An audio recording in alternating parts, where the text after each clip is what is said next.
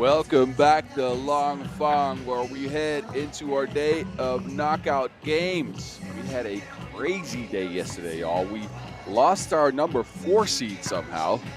Utsunomiya Brexexa bowing out after 2 losses. We had some game winners, we had some blocks, we had some dunks. This Langfang Challenger is off the hook so far. Today, we head again into our knockout rounds. Our number 1, 2, and 3 seed are still alive. We have a number 12 seed that snuck in, Chongming. The local favorites, possibly 3 local teams left. Chongming and Wuxi WenLv, joined by Beijing, the squad that is going to headline the Olympics for the country of China. You know, the stands have enjoyed the games out here in Langfang. Again, the first ever Langfang Challenger. And today we will be battling for the following. There is going to be a bag of money at the end of this tournament. Obviously, winners get paid. Not just the winners, by the way. You've got the top teams here all get a nice price bag, but the main thing on the line is the top 3 teams here in Langfang will qualify. Welcome to the world of 3x3, baby. It's an exciting new brand of basketball. You got 2 teams of 3 players on the court, and you got 1 player sitting on the bench here with me. Playing on the half court with 1 rim. With the official 3x3 basketball made especially for the fast-paced outdoor game. The first team to 21 points is your winner, or the team with the most points after 10 minutes. You have just 12 seconds on the shot clock, and the clock is ticking, baby. Anything inside the arc is worth 1 point, while anything outside the arc is worth 2. Woo! That's how I do, baby. And once you score, the ball doesn't stop. Offense turns to defense just like that.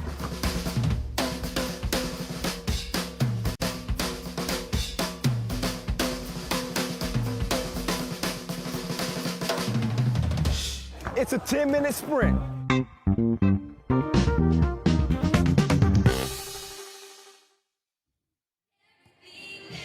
It's a 10-minute sprint, and we will have plenty of those for you today. Let me remind you again, and you just saw it in the video, we play on the half court with 1 hoop, 2 teams of 3 and a sub, a 12-second shot clock. First team to 21 wins. If not, we just play out the 10 minutes and see who wins then. Sometimes we have overtime, but we'll get to that whenever we get to that.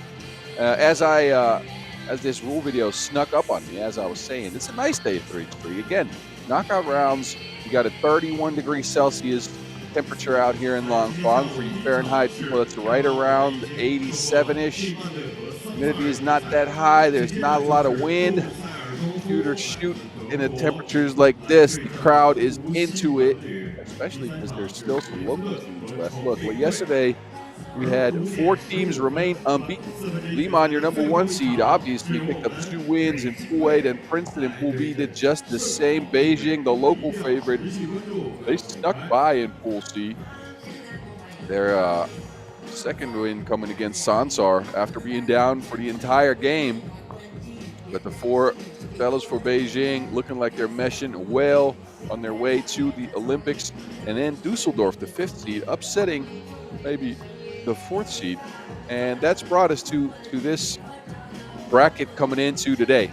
Liman will be meeting up with Sansar from Mongolia and the Archer. Dusseldorf LFDY as your first seed coming out of Pool D will take on Wuxi WenLv. Princeton and Chongming will meet up, and Beijing will look at defeating the young German squad for St. Pauli. But St. Pauli, they have an ace. They got Fabian Giesmann on the squad, so we'll see if Beijing can manage. Again, games today will run through right around 7:30 local time, I'd say. That's when we know who is the winner. That we know seeds 1, 2, and 3, the teams that will be moving on to that Shanghai Masters, the coveted tickets to that Shanghai Masters, September 21st and 20 seconds. So that's a while from now. Again, we have the Olympics to go first and possibly some other world tours. As you might know, there's a lot of 3x3 action here. Just to get you informed, if you have not done so, I would like to remind you to hit the subscribe button below to keep posted on all of that 3x3 action we were talking about. Then if you have not done so, go over to our social media accounts. Hit at FIBA 3x3 on the Instagrams and make sure you follow that. You can take a look back at some of the action from yesterday here in Langfang, as well as all of the happenings that went down yesterday in Almaty, Kazakhstan, where we have a Masters going on at the moment. That tournament was just crazy yesterday. Just ridiculous. So I need y'all to do that. Head on socials, head on to YouTube, do that. Now, if you want to get in touch with me, you can do so as well. My name is Boz Rosendahl, a.k.a. The Mountain. I am a former 3x3 Pro player, turned into a commentator, and I'll be with you live all day. If you want to hit me up and help me out with my pronunciations or let me know anything about the games, it's at BAZZ50 on Instagram. And right around now, we should be starting to get warmed up for our first quarterfinals. It's Liman and Sansar, Serbia and Mongolia meeting up. And it should be a good one, ladies and gentlemen. Liman is their favorite possibly in this tournament, coming in as your #1 seed, picking up an easy victory over Marseille yesterday, 21-13. They took down the young French squad. Marseille bowing out, by the way. This is one of the higher seeds leaving the tournament.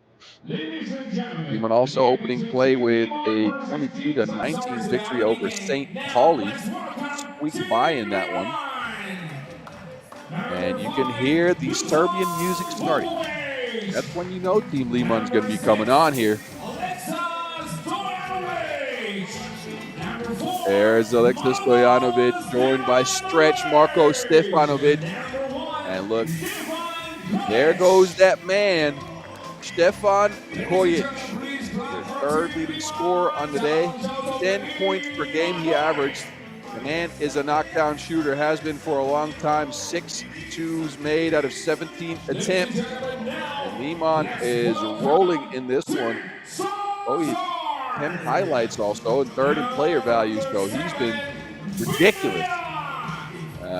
But they're going to have to face 3 fellas from Mongolia that would not quit yesterday. Sansar just kept on going. When people thought they'd get tired or stop, and there is your tournament's co-leading scorer. So you think Stefan Kojic was up there with 10 points per game. Anand Aryambolt, the archer, is at 10.5 points per game. The guy is unconscious. 21 points in 2 games for Aryambolt. 5 of 15 from 2-point range, so 33%, a bunch of free throws. He's got 11 highlights. He's got 8 key assists. The man is just ridiculous. His team, again, playing with 3. So he's joined by Chulan Batar and Sander Gorge. And they're gonna face a tall task. Let's just be honest. There's your referees, Kurong Shi and Alex Talisainen, representing China and Estonia. But it will be a tough one for this Sansar squad. Not only are they playing your #1 seed, they are also playing with just 3 players, and that will get you tired at some point. Now, you know, they come from a country at a certain altitude in Mongolia, so maybe they can keep going for a bit here. And we'll see. With a guy like the archer on your squad, you can always win a game. These 2 teams have not met up in 2024 just yet. Both of them moving on different parts of the world. They have not even played in the same tournament so far. It's the first time for them seeing each other as well. Liman so far, the last 2 challengers, it could be considered one of the hottest challenger teams on the circuit.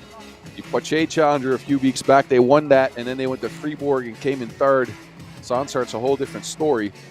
They played the Zhejiang and Penang Challengers, came in 10th and 8th, and then 7th in the World Tour in Ulaanbaatar, and we are off to the races. A 10-minute sprint starts you off here.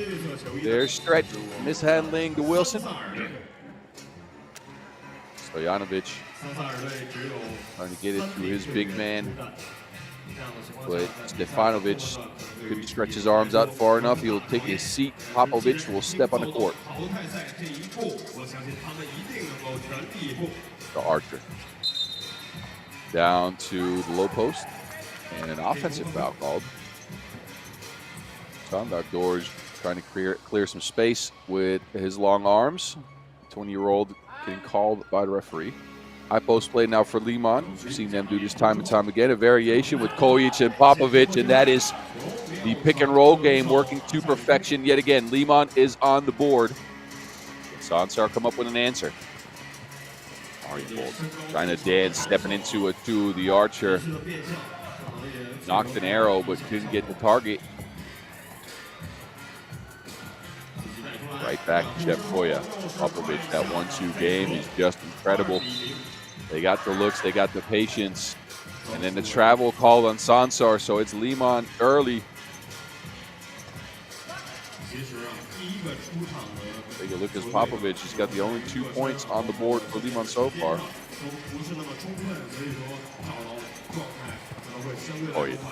Driving this time, looking for Popovich again. It's broken up by the Archer. Swing it. And a foul called on the play.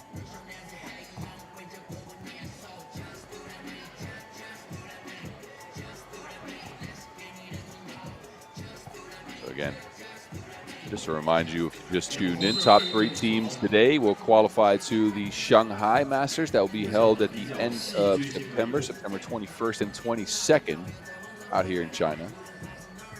These teams are ready to get there. Liman looking mighty sharp yesterday with 2 victories, both of them ending before the limit. There is Chulumbatar. And Sansar yesterday went 35% for 2. 8 for 23. Liman a little bit lower than that, 8 for 30. In Liman's case, it was mainly Kojic knocking him down, though. The others couldn't really find their target. There's Kojic, putting another Liman point on the board.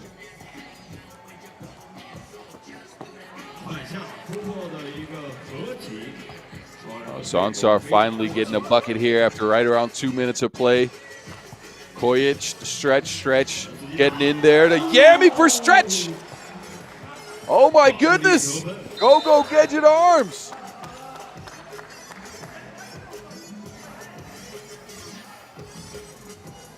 Stretch serving up some FaceTime right there.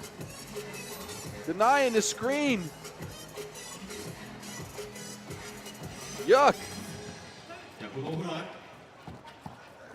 Stojanovic. Ooh. Offensive foul called there on Popovich. So the 4th foul on Liman.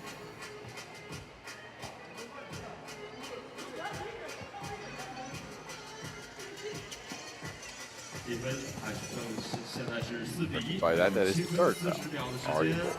Spins, but doesn't get there.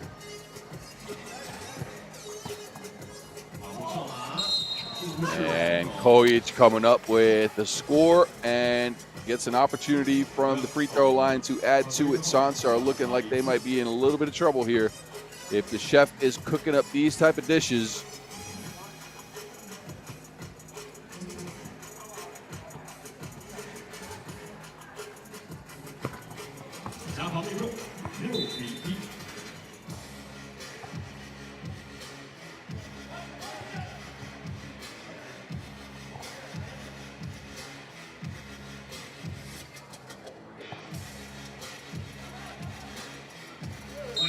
Aryan Bold. Oh, that was almost down. And such a good shooter that people just stay on his hip. Gets fouled on a 2-point attempt. So Sansar an opportunity to climb back into things on the back of the Archer here. Smart play. He feels Kojic on his back, rises up for the shot right away. Referee makes the call. 4th foul now on Liman. And the Archer calmly knocks in that freebie.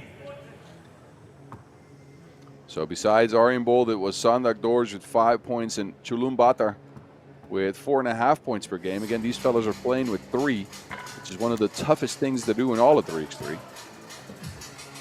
Going to get a little tired. Stojanovic to stretch, another easy layup. Liman, their passing game is just firing on all cylinders. The archer tries to answer. Nothing there. So it's the men in the, I'm going to go ahead and say purple. Somebody help me with these colors because I only know a few. The man in purple coming up with a big bucket again. Stojanovic this time sniping it in. Arjenbold to Sandagorj. The 20-year-old loses to Wilson's. Picked up by Liman. And the pace of the game is in favor of the Serbs. Stojanovic losing everyone. Passed it behind the back stretch. Can't get it to go down, though. The archer trying to get his troops right. Their passing game, high pick and roll game, has been snuffed out by Liman. Usually, the archer gets a couple of screens set for him up very high. Popovic snuffing out that one that time. And then the chef working on a 5-star dish. Liman looking to get back and get another challenger win here and at least qualify for the Shanghai Masters. Look, winning is always the goal. You know how competitive Kojic gets. And this Liman squad looks like it's rounding into form. The new additions took a little bit to get used to. Their first few events of 2024 weren't great. World Tour Marseille, a 7th-place finish, and then the Clermont-Ferrand Challenger, they even went out in pool play. But after that, it's been smooth sailing. A quarterfinals exit at Chengdu, then finals Poitiers and Fribourg, a semifinals exit. So the new additions this year, and I'm talking about Stefanovic, Stojanovic, as well as Popovic, are working. The second key member of this Liman squad that remained from last year, Mihajlo Vasic, selected to the Serbian national team. Lob play. They got hot potato with it. And another bucket on the board for the Serbs. But Mihajlo Vasic, again, a long-standing teammate of Kojic, selected to the Serbian national team to represent in the Paris Olympics. He is not with the squad right now. There's a foul on the play. Kojic's shot goes wide. But getting that call right. Take a look at that. Hot potato. Or hot cevapcici, I guess. For all you Serbian people watching, I apologize for butchering some of this stuff. It's all good, though.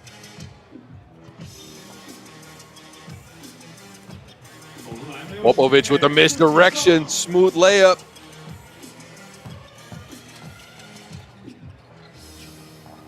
Arjenbold gets pushed out really high behind the arc. He normally likes that so he can step into some shots. This time the pass is broken up again. They practically double team the archer. It's been working. Liman now inactive on the boards as well. That was the main weakness for Sansar yesterday, and it's logical when you play with 3, but they only average right around 8.5 rebounds per game. That's not a lot in a game of 3x3. As a matter of fact, it was the lowest in the entire field of teams. And if you start missing shots like they are doing now, then it for sure isn't easy. If you can't even rebound after that as well.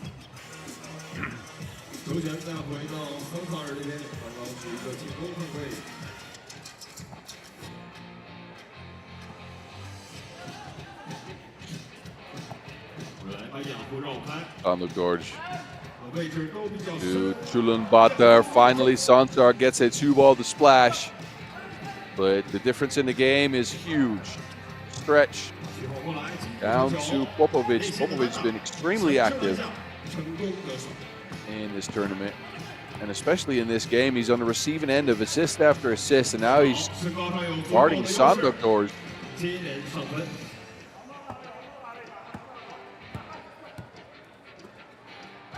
Stojanovic asking for a screen. Right around stretch, a hesitation. Stojanovic with the crafty layup. Stretch is needed to get that bucket down. 14-6 it stands for the serve. Sanlar is looking to change that 14-7, but a 7-point lead for Liman looks like it might be insurmountable here for Sansar. Stojanovic dancing with the Wilson, stepping all the way back, and apparently did it not hit the rim. So referees calling that a shot clock violation. But look again, Stojanovic layup just missed, but the extremely long arms of Marko Stefanovic get that shot to go down finally. Oh, another easy layup there for the Mongols. Are one of two Mongolian teams representing here. The Dundgol Broncos bowed out yesterday after a, well, let's just be honest, a bad start in the game against Princeton, but they fought all the way back, almost beat the other team in that pool.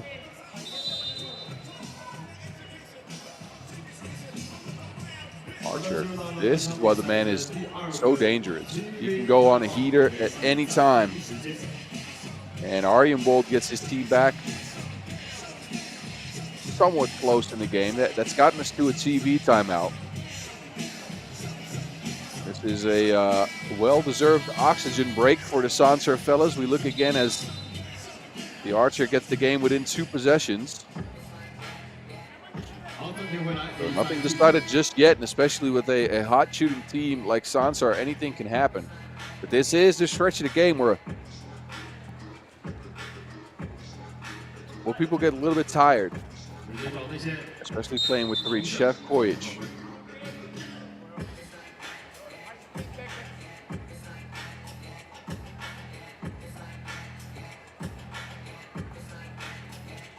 It's Popovic to Kojic.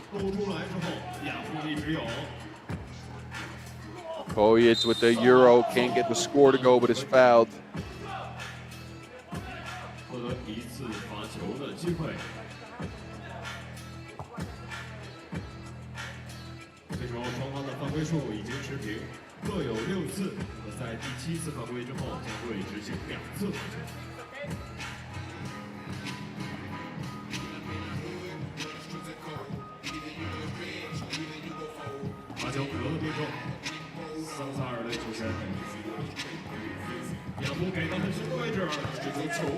And there's Sanlar underneath, stretched as not in here. It's out of bounds, 0.2 left on the shot clock.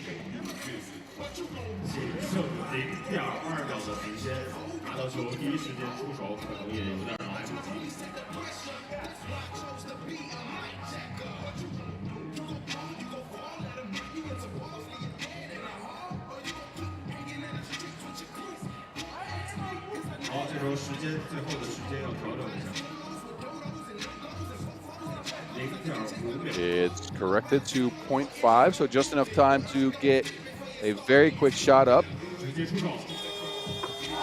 Oh, wow! Somehow he gets that to go! The Archer! Hitting from way downtown. Nothing but net for the Archer. I'm stunned. That was a ridiculous shot. Wow. Oh, there he goes again. Arjenbold, that might have given him some life. The 7th foul on Liman. 2 free throws coming up for the hot shoot Mongol. But look at this again. Actually, this is the foul that just happened. I thought they were going to replay the deep bomb that Arjenbold just threw up. Arjenbold missing the freebie. He'll pull his team within 2. Look at this again, off of the ceiling here, the roof. That was almost higher than the lunar base. I'm kidding. There's no lunar base. Anyway, the Archer gets his team back within 3. So Sansar hanging in here with your #1 seed, Liman. Despite playing with 3, credit to the Mongols. They're fighting and scrapping. 3 minutes on the clock. High post action again. Kojic receiving the handoff. This time he takes it himself. Easy layup. And there's Arjenbold again. This time he gets rid of the rock, but not before traveling with it. So Liman back to it. This is what Kojic excels at. He takes that handoff, speeds to the rack, puts it up and off the glass for the soft layup there. And Liman, they got a 4-point lead again. Kojic, this time he receives a screen, kicks it to Stojanovic. Stojanovic on the drive. He will go with the lay right before the end of the shot clock too. So Sansar had a little moment there. Oh, the archer. That was a good idea, but a little bit overshot on the pass. Sansar had a little momentum there, and the veteran leadership for Liman. But that, I mean, Kojic made sure his team stayed ahead with an easy bucket and then a pass for a score.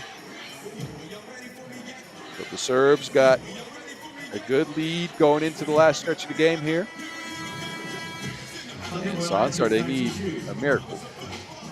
Now, they already had one with Arguable chucking up that ridiculous shot earlier. But we'll see if they can muster up any more energy. That was a great pass, by the way.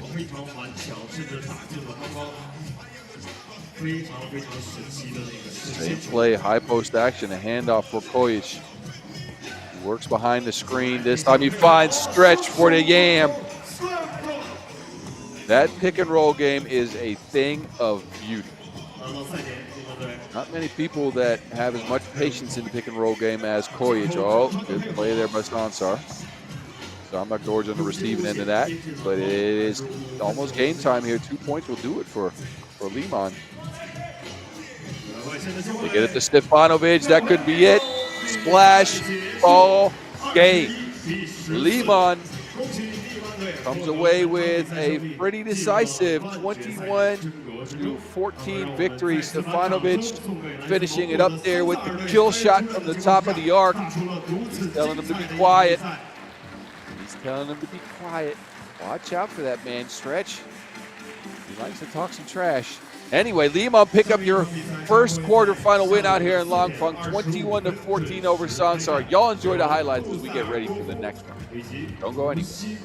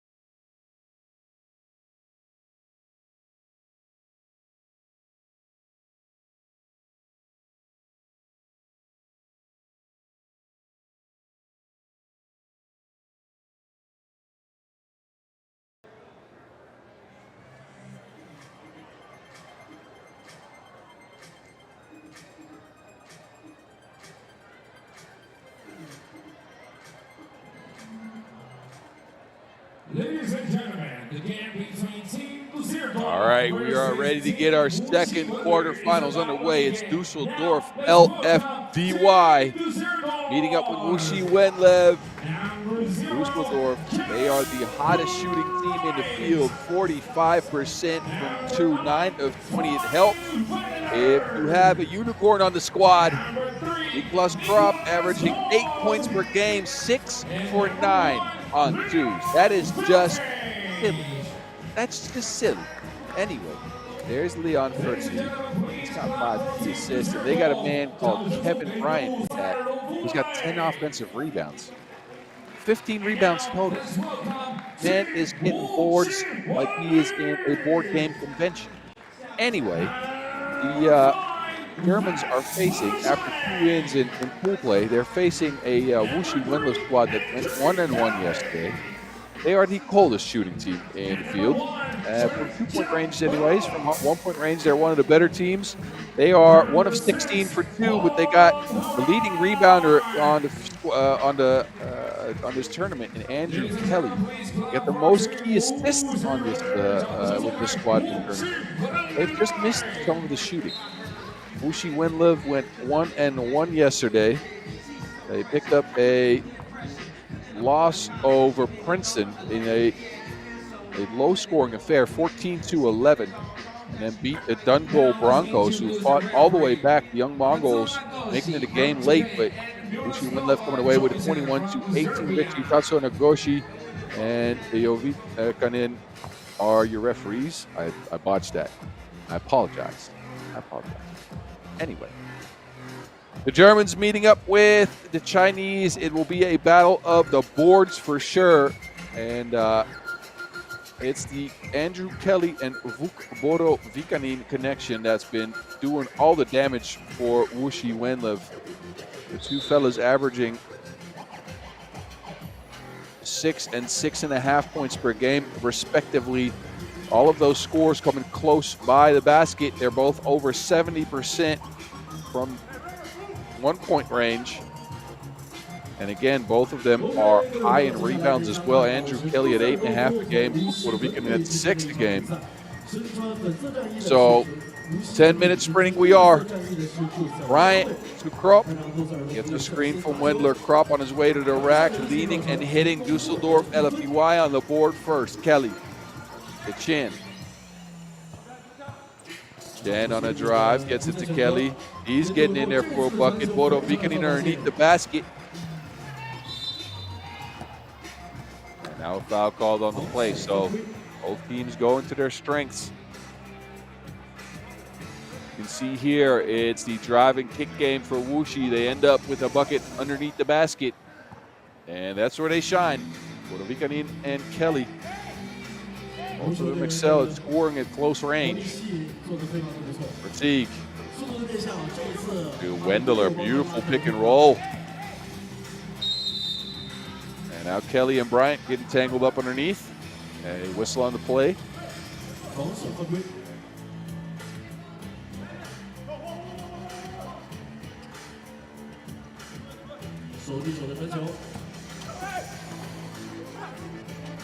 Puerto Rican this time. It's held up by Bryant. Bryant did a great job on another low post score, an ace in Cameron Forte yesterday. Playing against Chongming. Wendler gets stuffed by Kelly, but a foul called on this play. Bryant, undersized, trapping and clawing into post. Look at Wendler looking to yam it, and Kelly getting in the way. Not sure from that angle if he hit Wilson or arm. But Florian Wendler will step to the stripe for a freebie.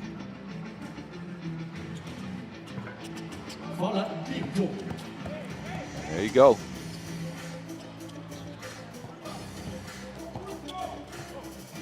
These two teams have never met, at least not this year, while Chen scoops in the delicious bucket.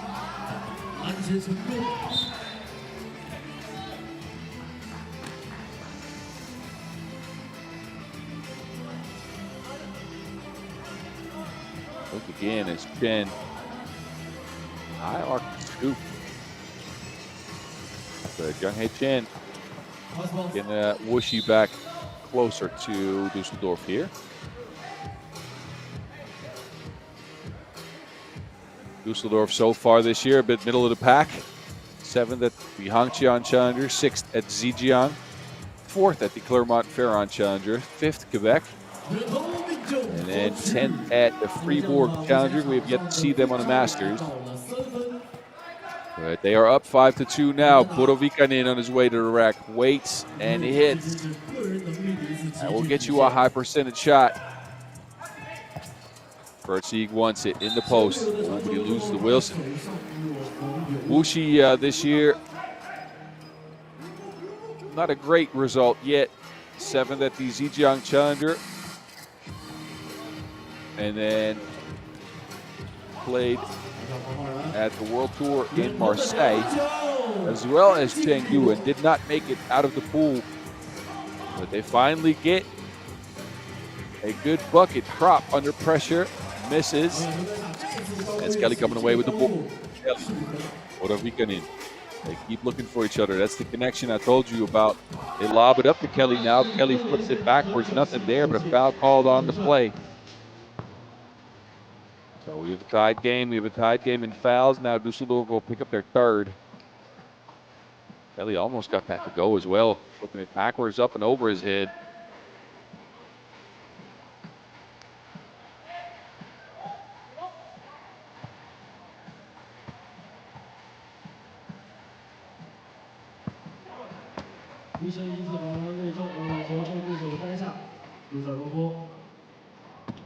There's Wendler. 1-2 combination here with Verteeg, who floats it up there. You think that messed it up too. 6-5.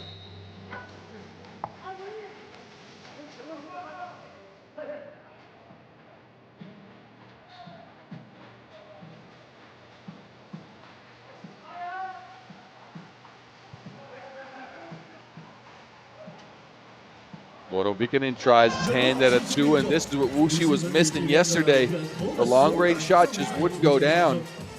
Verteeg trying to answer, back rims it. Bryant with another offensive rebound. Back to Verteeg. This time he opts for a drive, another flotation device, misses, gets his own rebound, the 2nd on the clock. Nuh-uh. Wuxi getting that board, Wu Chen getting that cleared. Shanghai Chen. Stepping back from the logo, Chen in and out. Rebound back to Wuxi, so the 4 games so far. Oh, what is Brian doing? Doing some free running out here. Brian chasing down that loose ball. Coming away with a little bit Spider-Man. I don't know what he was trying to do. We're playing 3x3 basketball here. I know free running is another urban sport, but you know Brian had moves like that.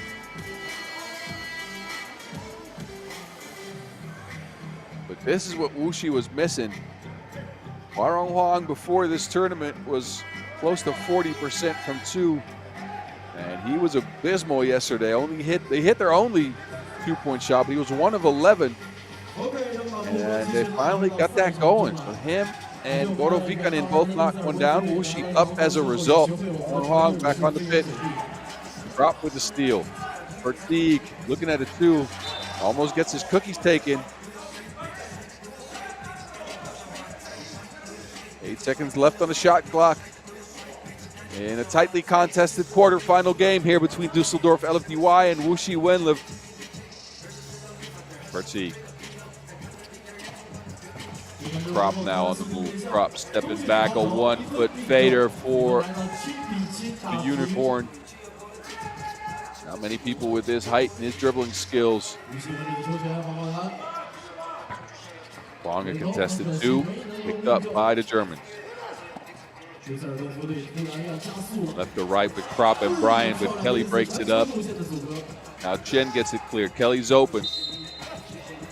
Oh, but dancing with the Wilson can sometimes result in a step too many.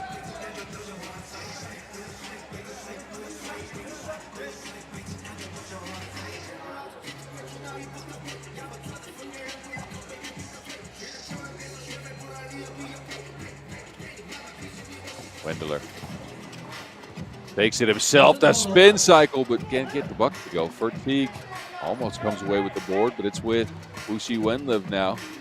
Borovicanin to Kelly. Tested 2-point shot. I don't think that was what he wanted to do with the Wilson, but nonetheless, a miss for D. Now he steps back. Logo work.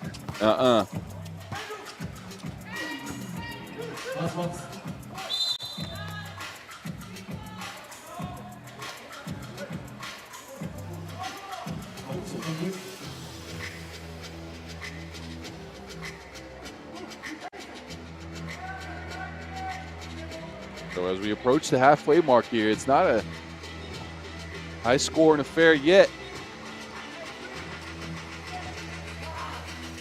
A 7-7 game. Chen looking to change that flash ball from the deep end. 9-7.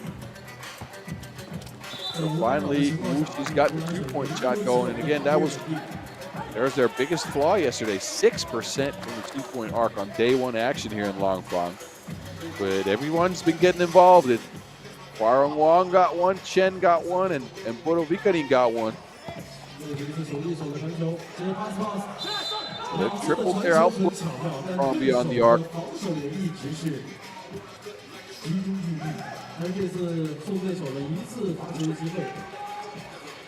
They have not been as successful from 2-point range as they were yesterday.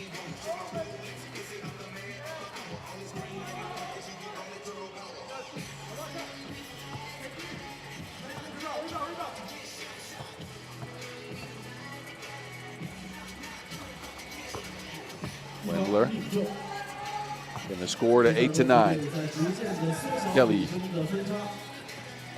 gets it to Chen. Chen off the screen, steps back. A wildly contested 2. And then a foul called on the play.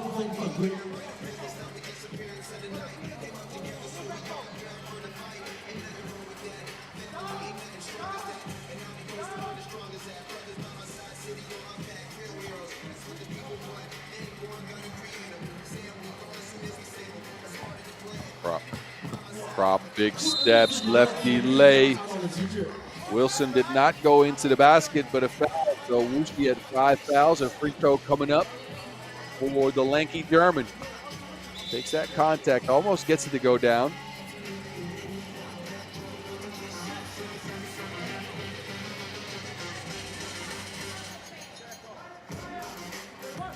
Drop the 26-year-old. Just inside the top 100 in the world. Second-ranked player in the country of Germany.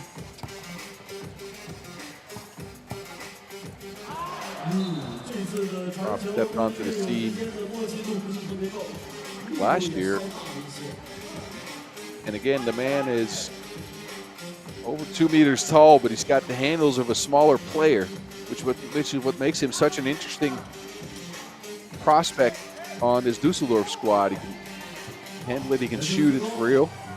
Fertig with the big Euro step. Kelly return all the shots underneath the basket. We have a tight game though. Chen looking to get that messed up, but fouled before he could get to the basket. Dusseldorf right at the bonus though. 6th foul on Dusseldorf LFDY.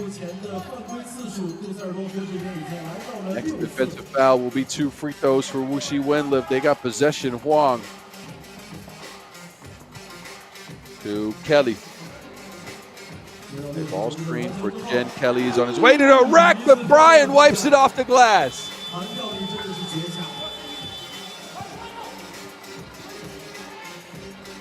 Bryant now asking for a screen. Kevin Bryant down to Wendler. Wendler now is rejected by Kelly. More blocks in this game than Super Mario. Huang. Wild shot is missed. Bryant now stepping back. He tries a 2. It is only 2-pointer yesterday. Can't get that gun to go. Kelly spins and breaks the tie. It's 10-9. Fertig looking to calm things down. Gets that Wilson poked away. But look again at Kelly on his way to the rack, and Brian just wipes that off. Kids runny nose. 能够在今天下午来到我们的国际篮联3人篮球的挑战赛廊坊站的现场进行观赛。同时，我们的比赛也在线上开通了非常多的直播平台，各位可以通过抖音、快手、微博以及微信视频号，将我们的比赛分享给您的亲朋好友，让更多人来体验FIBA 3x3 的乐趣。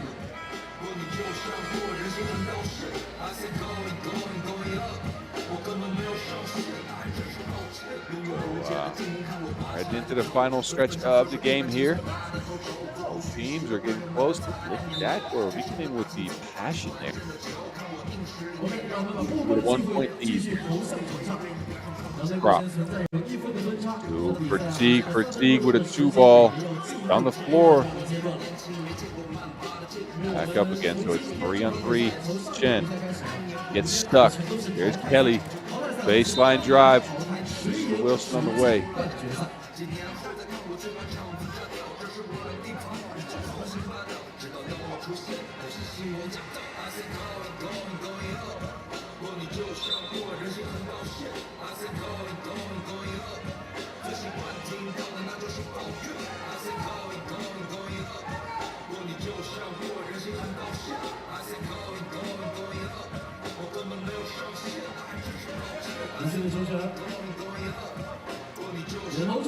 It's Borovikinen off the handoff. Can't get the shot to go. Crop now. He's been quiet from the 2-point arc. He gets fouled on the play here.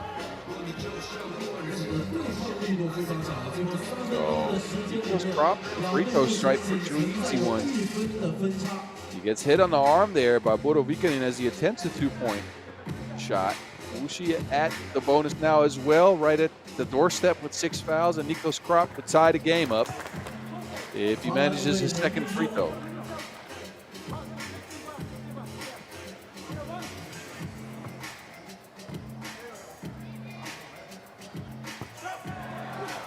Oh, 2 misses for the Germans. It'll be costly here with 3 minutes to go in a low-scoring game. Chen.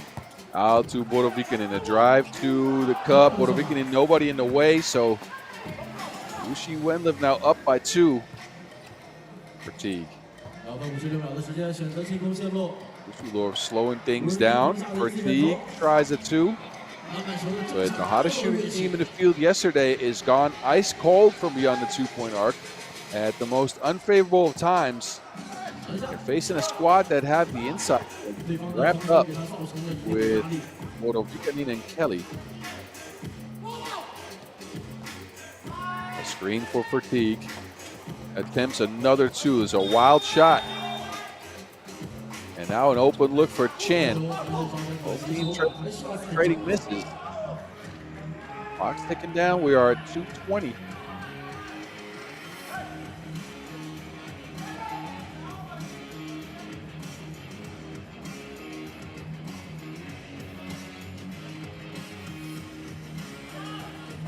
Borovikinen gets a screen, looked at it too, but up for a pass, gets it back and attacks Fatigue with a step through.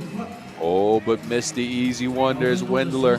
Now Wendler on the attack, spinning into Kelly. Wendler, nope, broken up by Kelly. It's out of bounds, and that might just be Dusseldorf possession with 2.8 left on the clock here.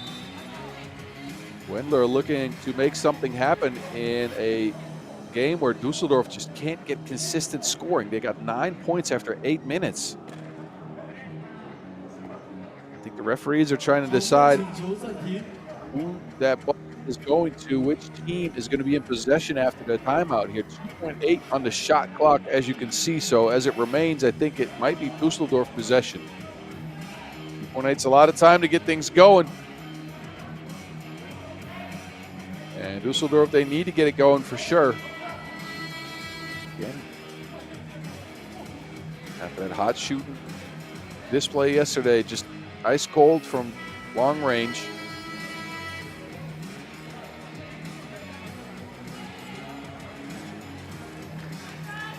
Maybe Krop taking the handoff here. Let's see what the Germans have cooking. Krop, side dribbles, stepping into contact. The lefty lays, missed. Rebound back to Wuxi. We're under 2 minutes now. Chen, Kelly dropped to the floor. A foul called on the play. I think that might be 2 free throws coming up for Andrew Kelly here. Prop ran into Kelly as he set up for the screen. So Andrew Kelly, 33 years of age, 2 free throws in his hands to get that game out and ahead of Dusseldorf more than it is now, but he missed the first.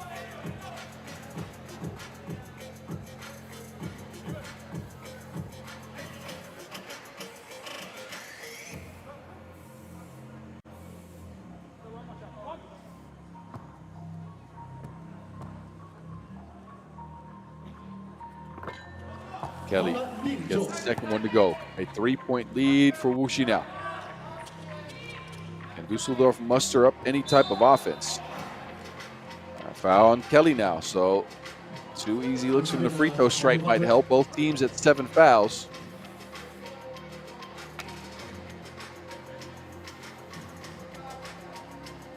Wuxi 的话，目前也是来到了第7次犯规次数，所以杜塞尔多夫队这边也要执行2次罚篮。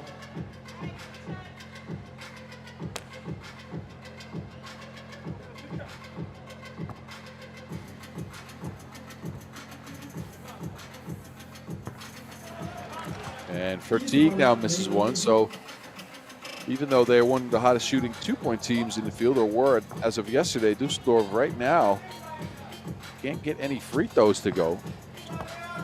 Finally, one goes down. Yesterday on the day, they went 53% from the free throw stripe as well, so it's been an issue. 8 for 15 for the Germans, but they have the game within a possession now. Kelly, high post action here, hands off for Chen. Chen looking for Vuk. Back to Chen, a 2-point attempt, flash. And Wuxi has turned the tables on the Dusseldorf fellas. Vertigue, the long ball is an answer, is side rimmed, 1:25 on the clock. Wuxi now in possession.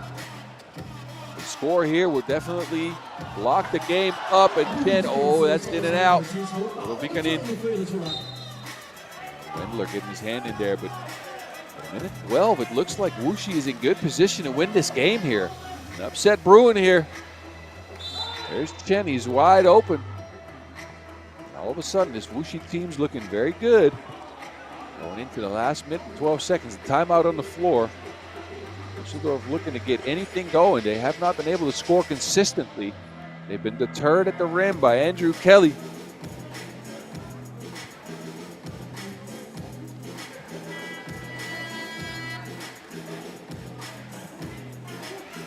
Kelly, who had 2 block shots yesterday. Been a menace. Block. A little bit of help from your friend. Namely, a little bit of help on the outside shooting department. Wuxi looking like they might be moving on into the semifinals here unless Dusseldorf can pull something out of their hat. Kelly, top of the key. Gets a screen. Gets it back to Chen, who's open in the same spot. Ooh, Bodovikani was open. He was wide open under the basket. Chen couldn't get it to him. Oh, an opportunity for Dusseldorf here.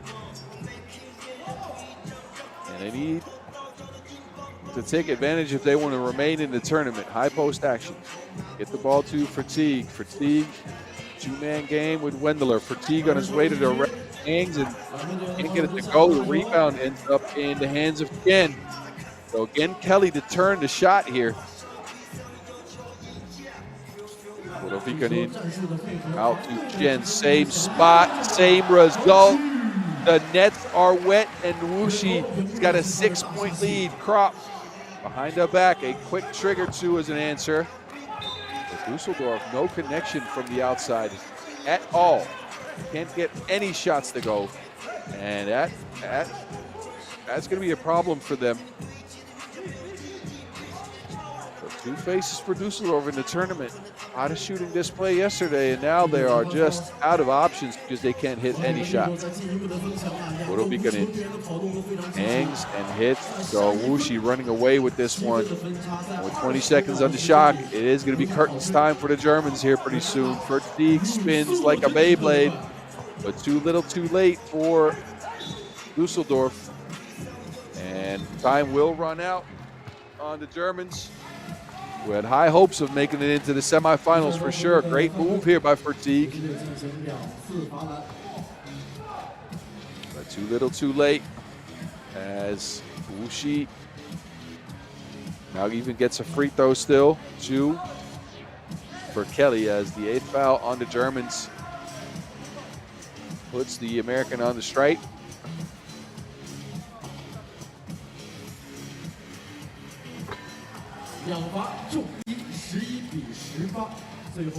And Fatigue trying to get his team anything. He gets their first 2-point shot of the game to go with 3 seconds left, but not enough. Now a foul in the play again.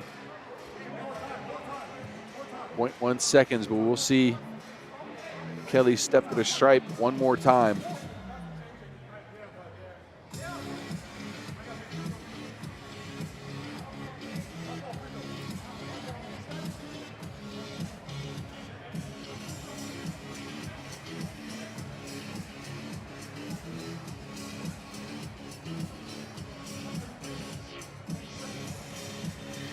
Referees are looking at how much time should be put on the clock. 0.6 is what they make of it. And Kelly will get 2 free throws here.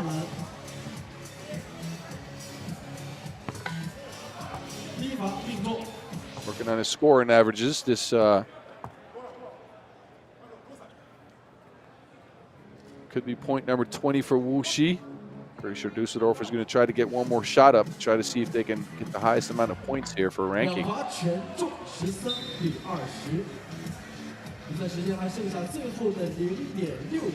So again, 0.6 seconds on the clock. Krop will have one more shot at things. Side steps into a 2. Krop no good, and Wuxi WenLv, a surprise entry into the semifinals. A well-played game by the Chinese squad. They finally hit some shots, and they got the aces underneath the basket. Dusseldorf went ice cold and are out of the tournament after a 13-20 loss to Wuxi WenLv. Y'all enjoy the highlights. We got 2 more quarterfinals to go. Don't go anywhere.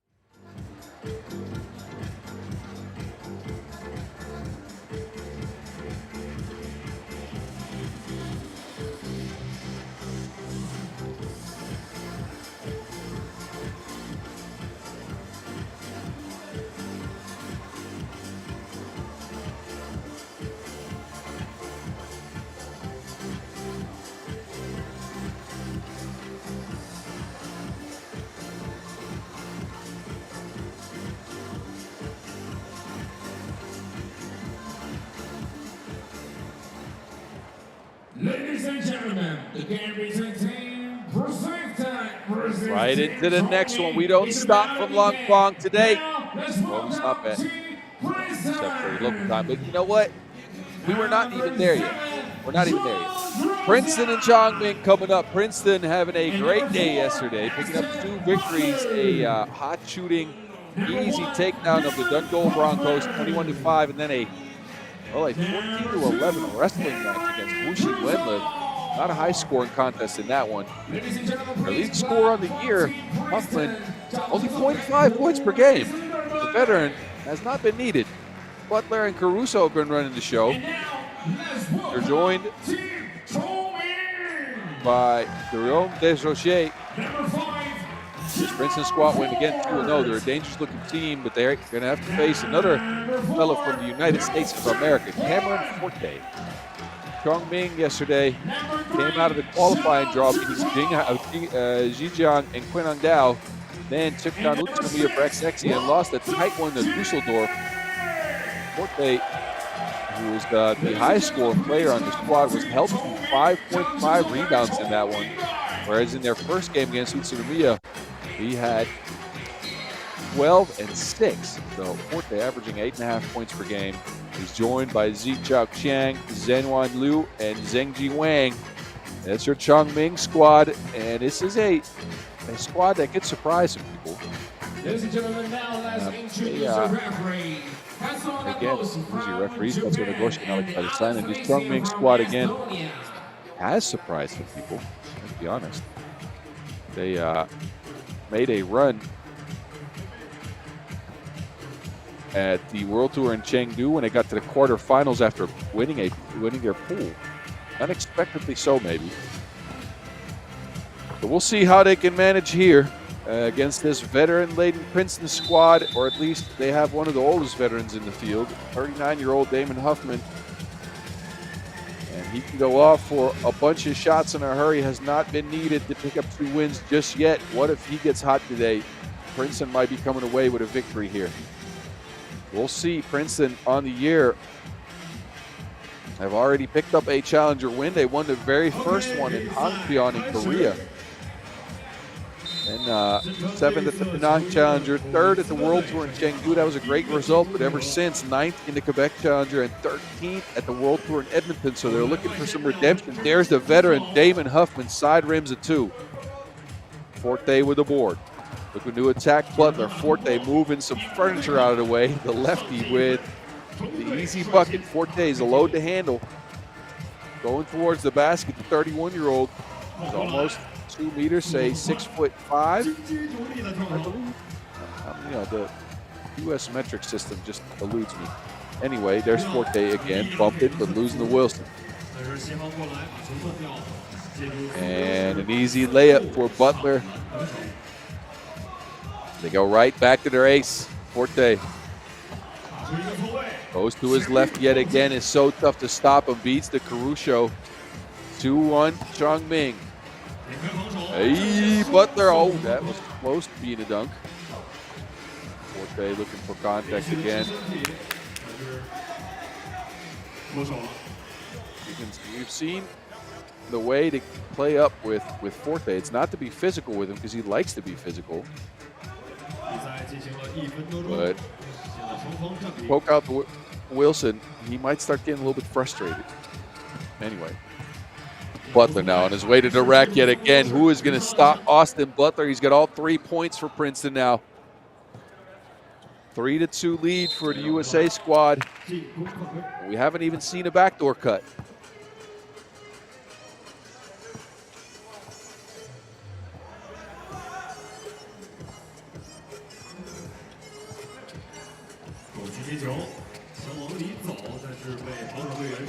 There's Butler again. This time he spins into an easy layup. The man is on a mission. It's 4-2. Austin Butler has 4. Chongming's got 2. He's outscored the other team so far. Now Forte's fouled.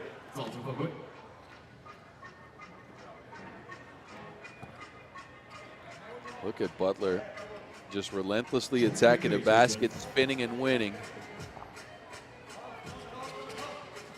There's Forte. We're going to make something happen. He goes with a handoff.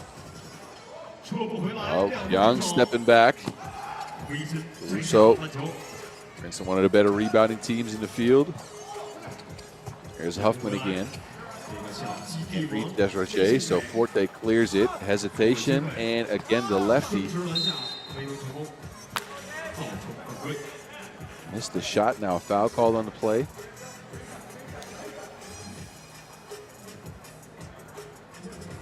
So Forte will take a seat. Chongming will go with Chang, Wang, and Liu. And you know what? They have not been able to stop Butler, who's got all 5 points for Princeton. Here's Butler again, asking for a screen. Austin Butler on a tear, gets it to Desrocher, kicks it out. There's Caruso for 2.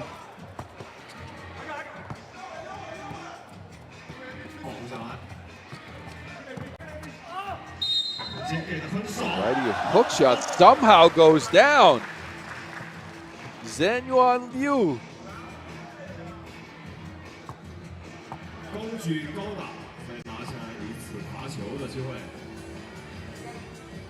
Liu with the spectacles on. That's 2 points for Chongming and brings him at within a point here. So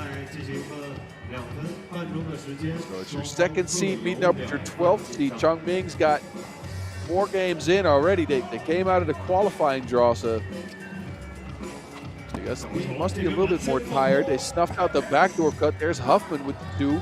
That's missed.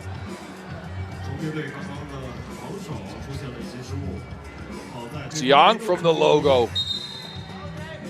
No other option than to attempt that shot, but that was from way, way downtown. Forte now in discussion with the referee again.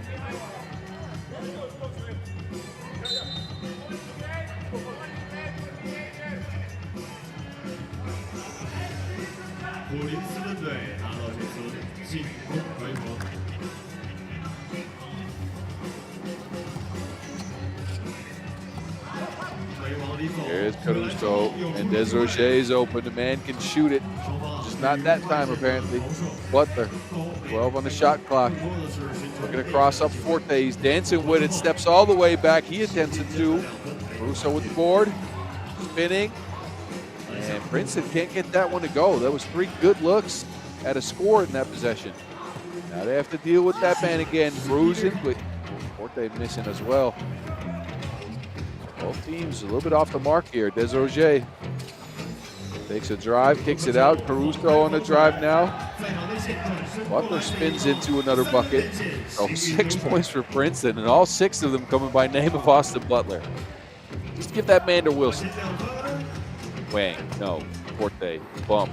Desrocher and Wilson, or Desrocher and Forte entangled up there. Desrocher doing a great job, I have to say. Holding his ground against the bruiser that Forte is. His game is predicated on going to the basket and creating contact. Princeton's been very disciplined in trying to guard him and match his physicality, which is surprising. I didn't think they had the bodies to do that. But it's been Desrocher as well as Butler staving off Forte. Princeton in the lead as a result. And it's also a result of that man, the Butler, serving up all of the buckets. Mid-range pull-up, and somebody else is on the board finally. It's Huffman getting his 2nd point of the tournament. Good defense by Huffman, but better offense by Liu. Huffman now trying to get things moving. Desrocher's open. Canadian spinning. Right hand finish. So Princeton now has got some more people involved on the scoring department. That might spell trouble for Chongming, especially if they can't get Forte to go. Oh, a 1-foot runner for Xiang. Pretty shot, but not a make.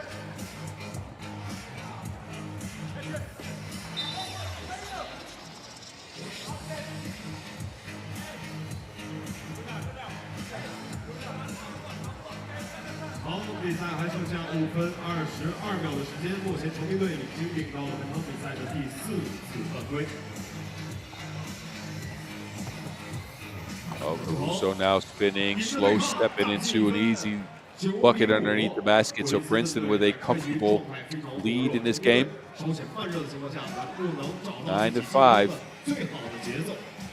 At the halfway mark, Liu crossing up and saucing up.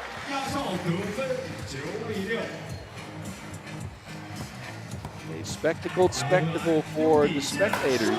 Oh, but then a yammy by Butler as well. Game starting to pick up some speed with a 2-point shot here for Xiang. 10-8. Butler spinning into another bucket. So after a slow start, now we finally are off to the races. Liu again goes to the rack, spins away from all the contact. This Chongming squad is feisty now.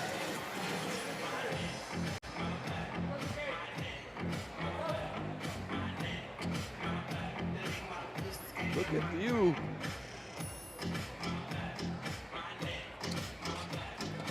Within 2 points, Des Roger. A backdoor cut, and Huffman another mid-range pull-up, no good. There's Forte again. He's been a little bit quiet the last minute or so. Opts to take a drive. Foul called on the play as Forte was moving some people out of his way. 2分的差距，双方的比赛进程还是非常的僵持。会有得分进账这边2分出手的机会，弹框而出。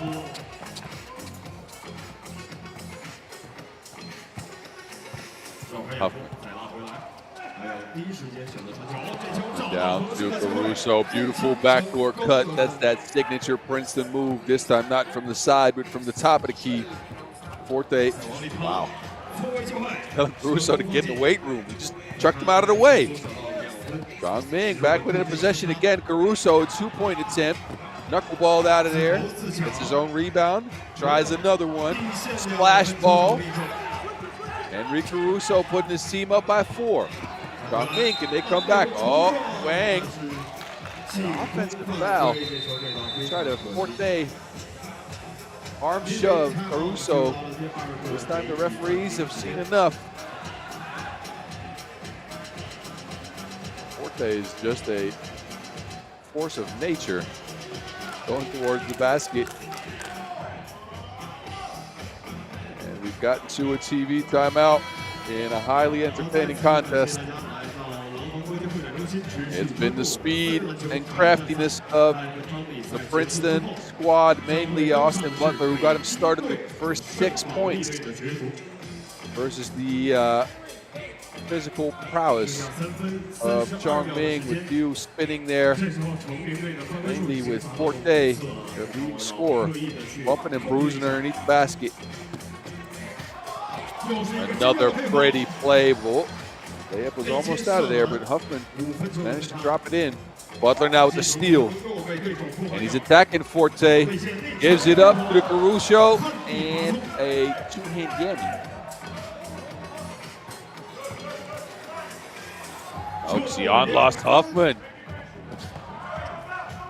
Chongming ain't out of this just yet. I've seen crazier things happen in the game of 3x3. There's Liu trying it too. Oh, Butler hit on the play. Awkward landing for Austin Butler.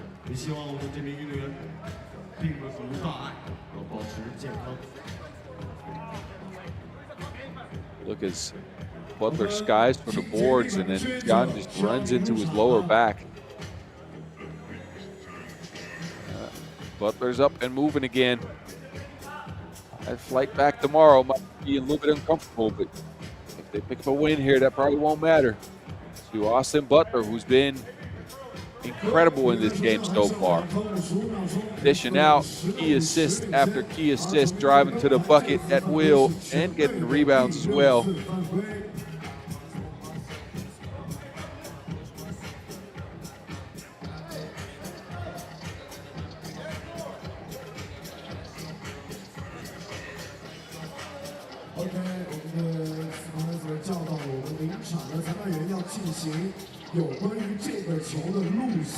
Referee's taking a look at this one.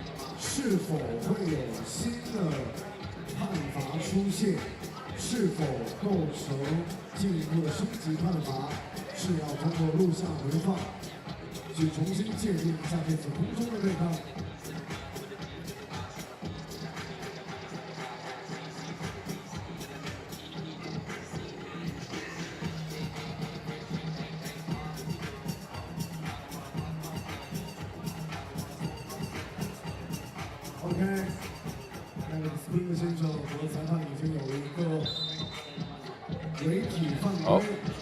Unsportsmanlike foul. They upgraded. 还是升级了。 No intention to play to Wilson. 这个是篮球争抢当中 And no intention to go for it either. 制造到了 Just 一个 a 违体 up 犯 to 规。 back, an awkward landing for Butler, and it results in an upgraded foul here. So free throws coming up. Chongming in the bonus as well at 7 fouls. And looking at a 6-point, possibly an 8-point deficit here. So it might just be curtains here for Chongming. We'll see though. Butler is cash money from the strike on number 1. Number 2 would put them at 18 points. And again, an 8-point lead. They've been able to contain Forte. They've been able to contain the outside shooting for Chongming. So it's looking very good here. Liu, a contested look at Su. Butler again coming away with the rebound. Told you let the team in rebounding at 7 a game. And Princeton, a 2-pointer will do for them. This step back by Wang will get things a little bit closer, but Desroger now got it cleared. Butler, ball in his hand, speeding to the rack again. No one can stop Austin Butler going to the basket. He is incredible on the move, scoring at will whenever he puts his head down. We look again at this Wang 2-point flash, but it's 20 points for Princeton, and Chongming, this might be it for them. Forte, a flotation device. Difference back to 7 points. You know what? It's over. It's over. Henry Caruso with 21st point for Princeton. They cruised in this quarterfinal over Chongming. A well-played game, and what a fitting end. A backdoor cut for the Princeton squad. Henry Caruso yamming to get this one in the books. Princeton moves on to the semifinals and takes care of a feisty Chongming squad who couldn't get their ace going. Chongming, see them again, pretty sure. But Princeton moving on after a 21-13 victory. Y'all enjoy the highlights. We'll see you for the last quarterfinals in just a few minutes.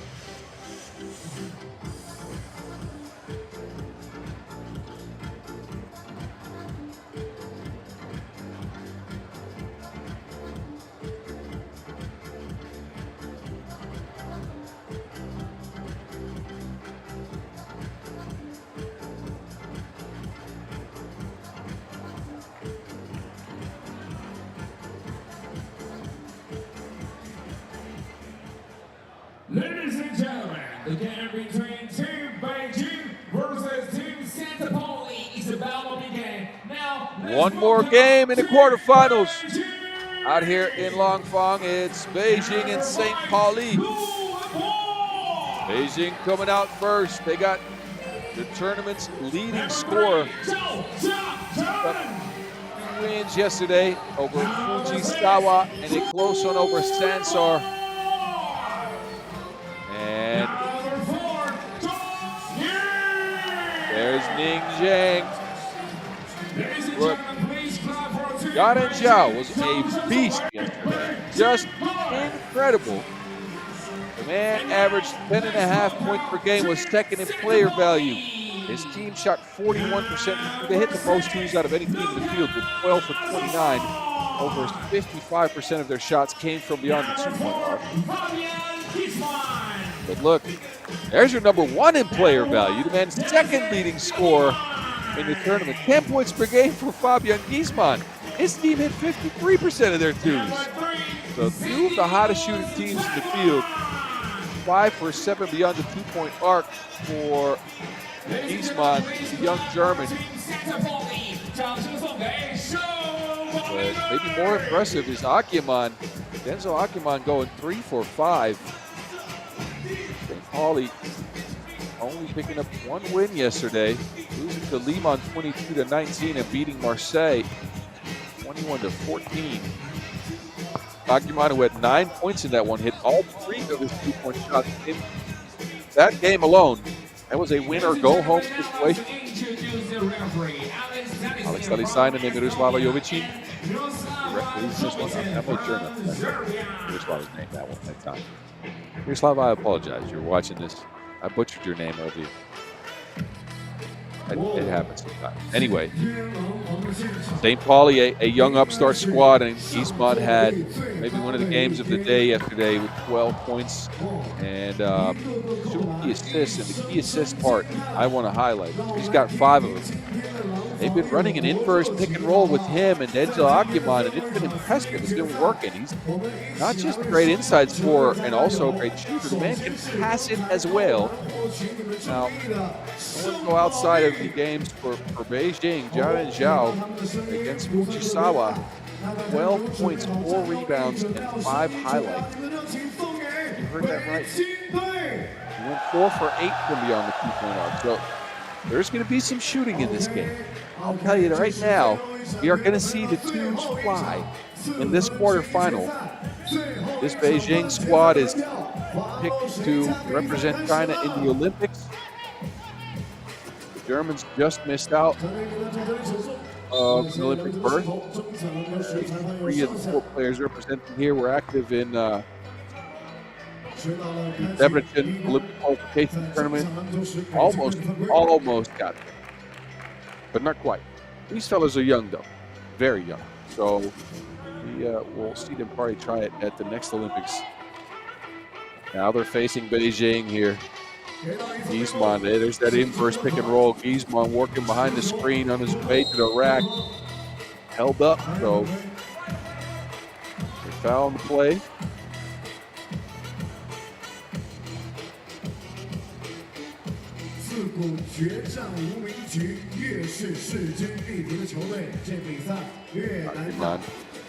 Giesmann mishandles the rock. It's a turnover. Zhu bullying down there. Ombo Su. A bruiser in the paint. Wasn't necessary yesterday for him to go off. He was a part of the rebounding efforts for sure. It wasn't necessary for him to be have a huge offensive role. Only 1 point per game for Zhu, who pulled down 5 rebounds a game. Same for Zhang. He had 5.5 rebounds a game. Zhang, usually your top scorer for this squad, was at 7 points per game, but the 1-2 punch with him and Yaren Zhao was very potent. Find between the 2 of them in a game where you can score 21 points. They averaged 17.5. All right, Akeman on the move. Stepping back, a mid-range pull-up is wildly undershot. Ozono can't control the board. So possession back over to Beijing.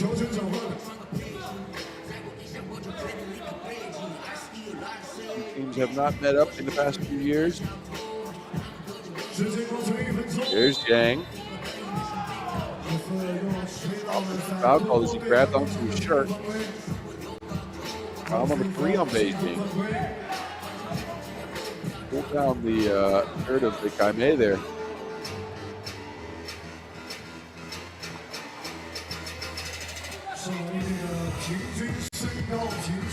Kaime now on the rack attack. Layup missed.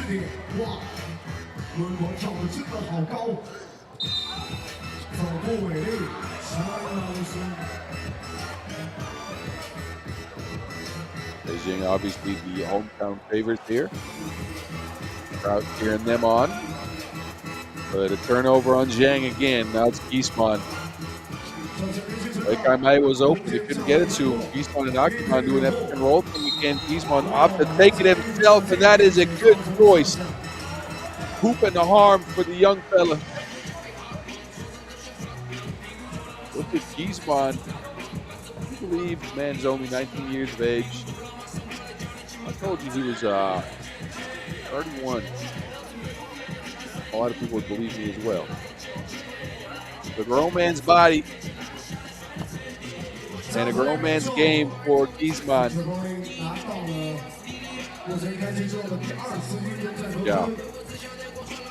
Zhao. Bumping into Giesman. Can't get the layup to go. Giesman looking at Zhao now. Put the way around. Giesman gets by Zhao. Up and over Zhu. No rebound. Giesman sitting back. Little shot for Stevie. And into trouble there. I think Kaime couldn't get that fadeaway to go.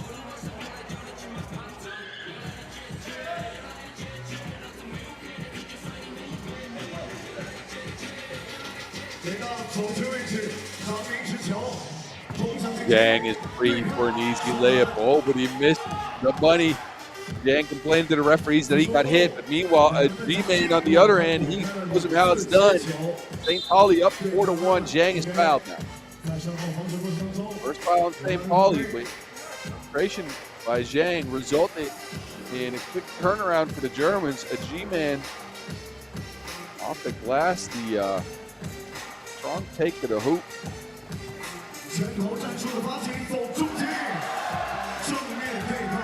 Go Beijing, hear the crowd get into it. Ozono. He's got, he was open on his way to the rack and seen intention, but Ozono kept the pass there.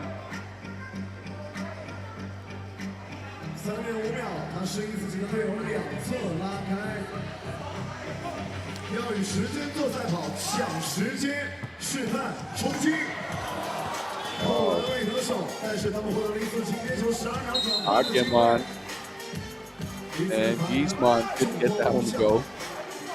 Bad intentions on both drives.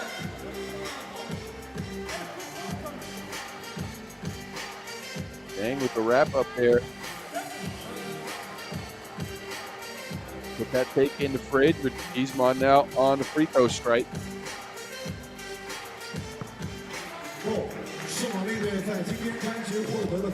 Pauli with a bit of a lead here. Play. Still early in the game. I haven't seen Zhao get going. He almost tripped himself up here. Can't get past Akiman, who's a stingy defender when he puts his mind to it. Before in the tournament, Jada and Zhao has been quiet. Man. Akiman, if that would have went down, that's a grown man. Can't jump over. I mean, you can't. I couldn't. Anyway, Akiman, 2 points up, none down. So his shooting prowess is left in for now. Zhang tries one. Flash ball. And Zhang. Crowd favorite out here in Langfang, you can tell. Hey, play help side on that Giesman post up. Giesman can't get his view. Well, Yuanbo Zhu is a very strong looking dude. Well, we look back at Zhang's flash. Yuanbo Zhu, strong fella. Unable to move him just now. Nice contest, ladies and gentlemen. It's a good one. All the quarterfinals so far have been good ones. Let's be honest here.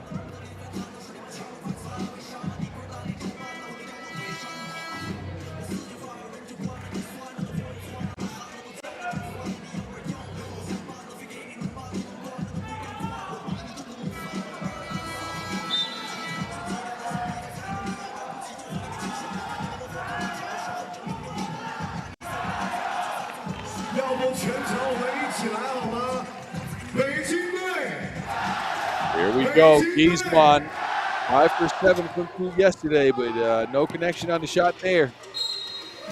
Now, cut him out. 我们就说吧，假如是当时一定能听到的，这就是3制赛场，球迷、球员近距离，你说的每一句话，你发出的每一次声音，他们都听得到、感受得到，我们在一起，能量再次汇聚。Yeah. Looking at the two, top side of it. Wants to take a drive. Goes against Giesmann. A fadeaway for Jada, and Zhao's not down. Ozono comes away with the rebound. Now Giesmann's got position underneath the basket. Easy, breezy. 6-4, St. Pauli.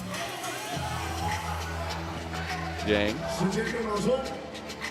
Looking to move with Liman, and he has no space. And Liman's been playing great defense in the game here.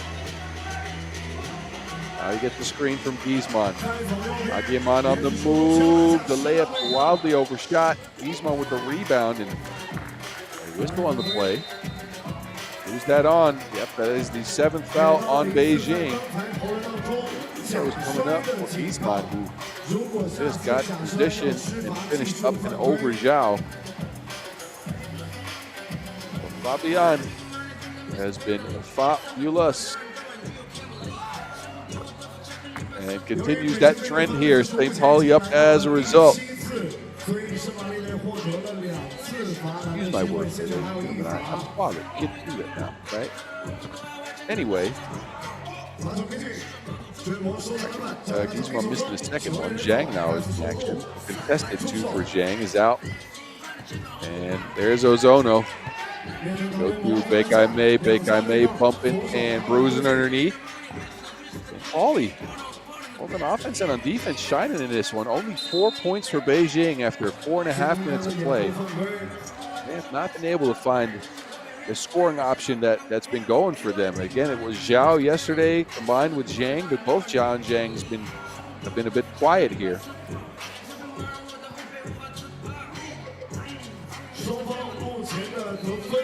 Liman. Offensive foul on the screen. Foul number 4 on St. Pauli.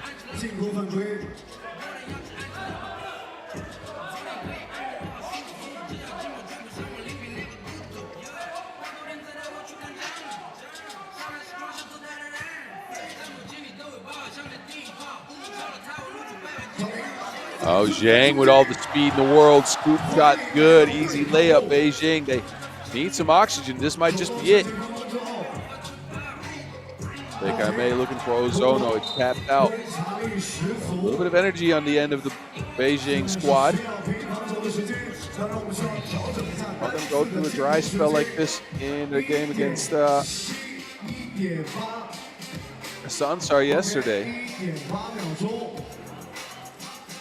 They started out very slow, but they got hot down the stretch to pick up a win.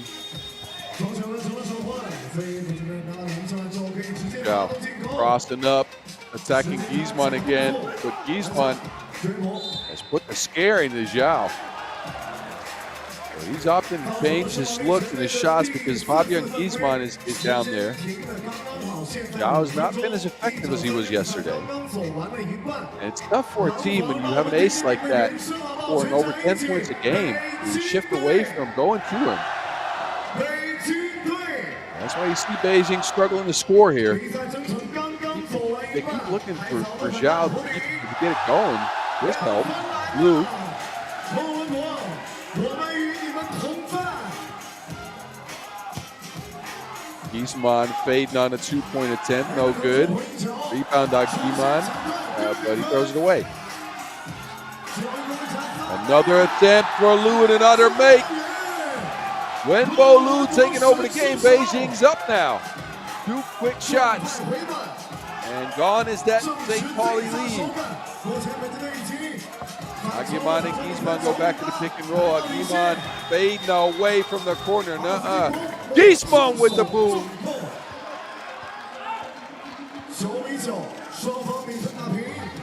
Good position for Fabian. Jammed it in. Got a tied game. A wild shot by Agiman, but Giesman down there picking up the scrap.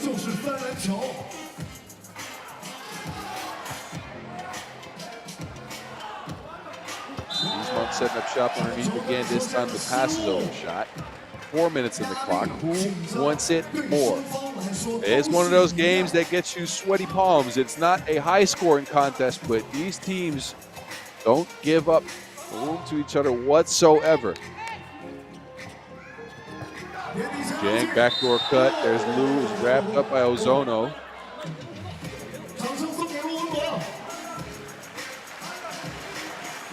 Holding on to his elbow.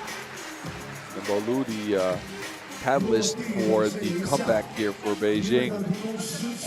Down early.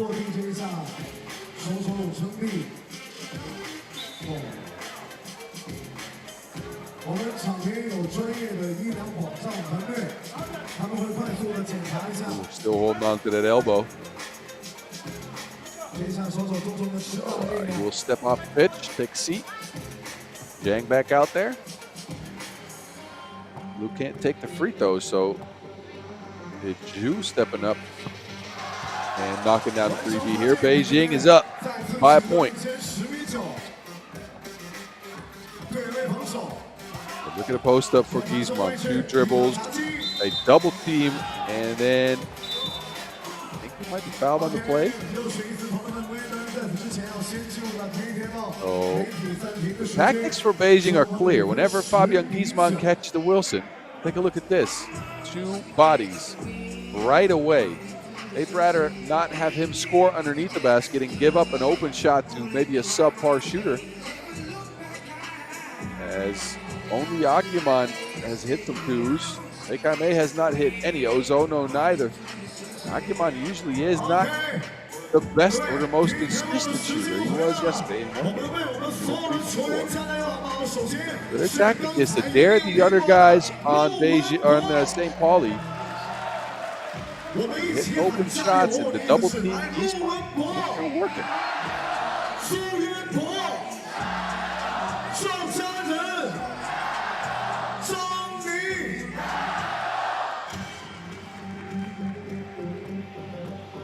Giesman on the stripe, 2 free throws coming up. Beijing is almost at the double bonus.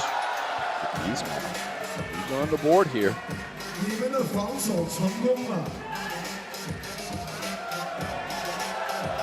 And that 9th foul for Beijing might spell trouble. The next foul is going to be 2 free throws and possession for the young Germans. Giesman, 2 free throws missed, but gets his own rebound. Giesman out to Agiman. Agiman swing it to Beikame. Beikame on the attack. Doesn't want to go into the defense, so Agiman would have contested 2. And now a foul on the rebound going the other way. Zhu boxing out. Great quick foul on St. Pauli. Pauli so far this year only 1 pro circuit event in Marseille where they didn't make it out of the pool. Different look for Beijing. They've gone through an entire roster of people already. Used 8 players this year, but only 1 semifinal berth. That was in Chengdu at the World Tour. Agiman speeds to the rack, but a miss again. Now Ozono coming through in his block. Zhu! The Chinese wall underneath the basket.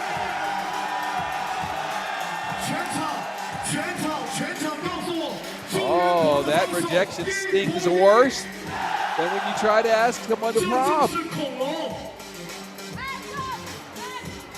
Zhu with the denial. Now Zhang looking to dance, stepping into a 2-point shot. Ozono snatching down the board. Gizmon's got possession. Zhu again keeping him contained underneath the basket. What a game for Yuanbo Zhu. Tasked with guarding probably the best young post player in the game, and now a shot clock violation on St. Pauli. Beijing finding life in defense, not in offense. Yuanbo Zhu at the center of everything. What a game. Dang, a backdoor cut. Zhao has been extremely quiet. Travels. Got in Zhao. Not the player he was yesterday in this game so far.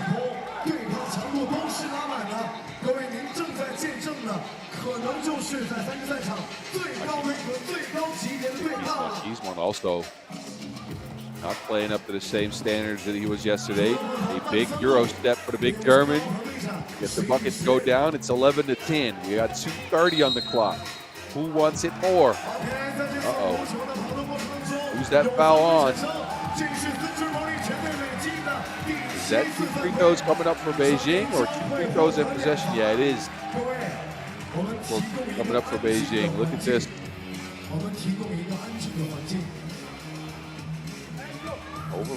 Overly physical by St. Pauli, so Ning Zhang at the strike. Free throws have been a problem for pretty much all teams today. There's been a bunch of misses.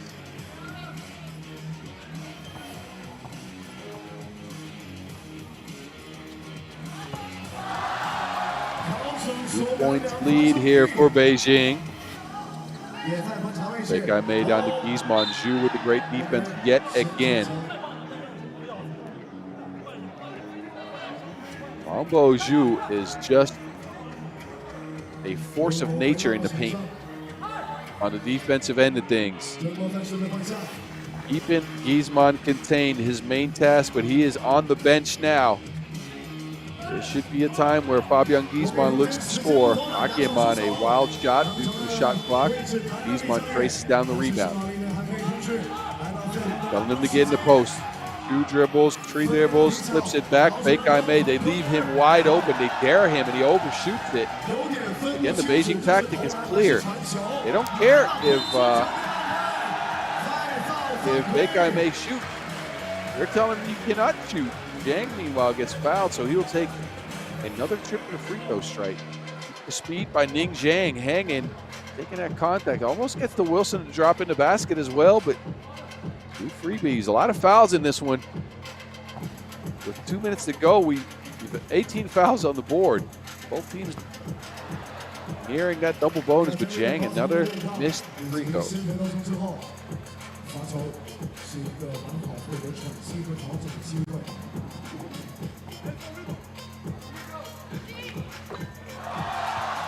Second one splashed for Zhang. There's Gizman for 2, and he's off the mark.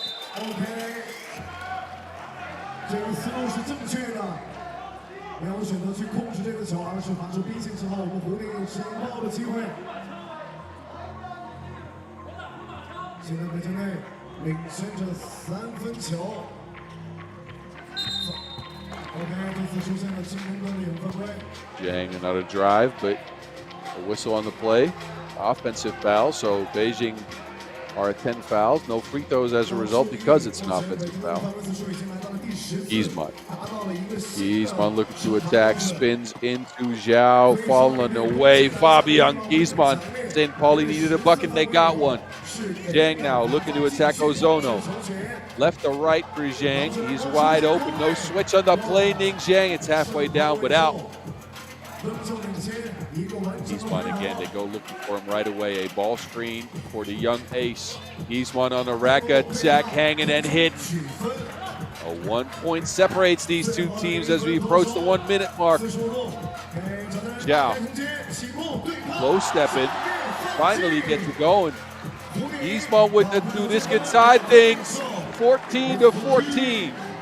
We are under a minute. Zhang driving at Ozono. Nuh-uh. Gizman now with the rebound. Pounded by Blue. They switch. Aguiman runs into trouble. Around 3 people on 1 foot. Fader for Aguiman, and St. Pauli's up. Timeout called by Beijing, but Aguiman coming through in the clutch here with a sweet fade. Oh, he had a barber like that. Logo work, flash. Young Griezmann, when his team needed him most, comes up with 4 points in a row, 2 drives, and a 2-ball. And Aguiman with the fader. This could just be St. Pauli moving on to the semis. We'll see. We got about 30 seconds left in this one. And another very highly entertaining quarterfinal.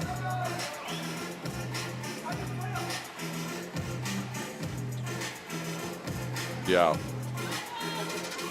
Beijing. 2-man game. Zhao into a 2. What a shot, Beijing. 16 to 15. Aguiman, no way! Tied at 16 with face work. 18 seconds to go. Zhang looking to shake Beikame. Zhang on a drive, steps back, a contested shot. Ning Zhang, no. Gets his own rebound. 7 seconds on the clock. St. Pauli need a bucket. It's Griezmann bringing the move. 17 to 17. Griezmann looking at his teammates, but we're going to overtime. What a game. Uh-oh, they're looking at the clock. They might put a little bit of time back out there.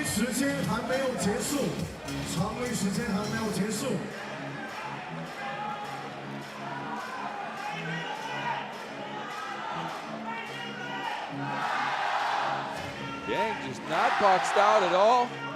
Picks up his own rebound, but then what a sequence. Griezmann comes right in there and just wills himself into a bucket, ties up the game. It's 17 to 17, and we have bonus basketball coming up. Threes are making sure there's no time left. What a sequence of play. First, Zhao with a huge shot. Then Aguiman coming through with the facial. Up and over Zhu. And Zhang misses the shot, picks up his rebound, uncontested layup, and Aguiman gets it to Griezmann, who ties the game. They put 1.4 on the clock. Beijing, they get a shot at this. They put their best shooter, Zhao, out there. He's got 1.8 to work with. Griezmann on the defensive end here. Both teams are in foul trouble, so Zhao, 1 second, jumps into the shot. No way. Bonus basketball as a result. Those of you that are unfamiliar with overtime in 3x3 basketball, it's the following rules. Time is off. Shot clock on, obviously, but game time's off. And the first team to score 2 points wins. That's it. Just a straight up gauntlet here at the Langfang Challenger in the quarterfinals already. Wow.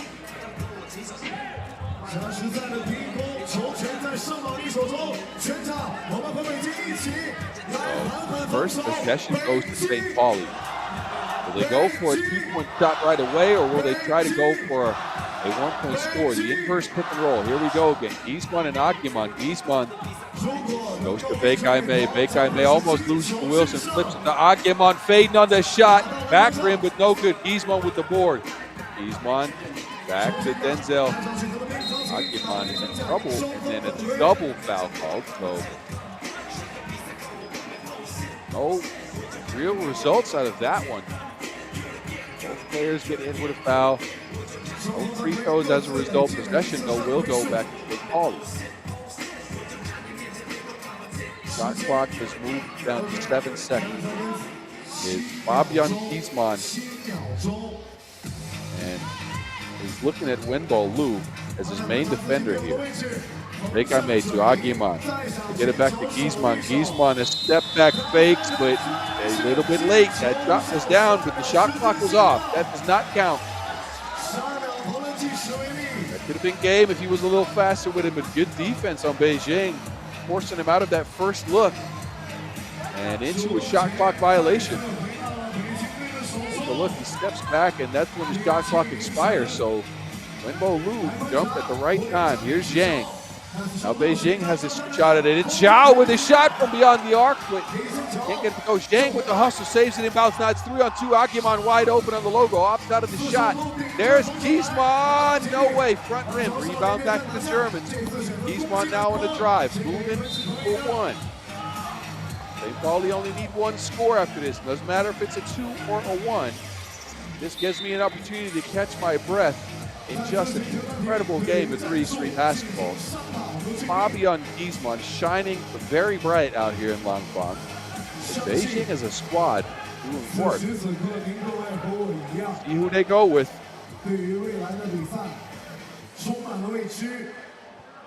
Let's see who they go with. They got offensive possession coming up. Look at their 1-point deficit. They 2 would end it in favor of Beijing. They are one of the best shooting teams in the field. And they know if they give possession back to St. Pauli, that man can go get a dunk when he wants to. Zhao to Zhang. They get a screen for Zhao going from Zhu. Zhao gets it now. No good looks just yet. There's Zhang fading away on the 2. It's off the rim. Uh-oh. I think that might be possession back to Beijing as Agyeman tapped that out of bounds.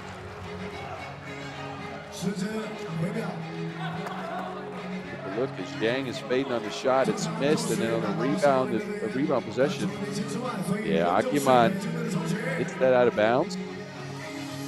Zhang looking to create something. Zhang to give him a 1. So we're tied at 18, and the next score will win it. Zhang with the good defense. Agyeman handling his way out of there. Agyeman with a midi pull-up. Rebound to Zhu, skying over everyone. Wow, what a boy. Zhang down to Zhu. Agyeman the post. Zhu got the mismatch. Righty hook combo. Zhu. And Beijing move on to the semifinals. What a game.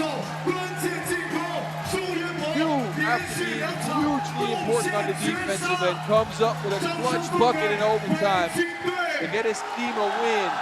St. Pauli had plenty of looks at things, and they'll be left scratching their heads. Beijing move on in an incredible fashion. Wambo Zhu's got the mismatch, spins into a righty hook. Clutch bucket by Wambo Zhu. And Beijing take the game in overtime, 19-18. Wow, y'all enjoy the highlights. I got to catch my breath.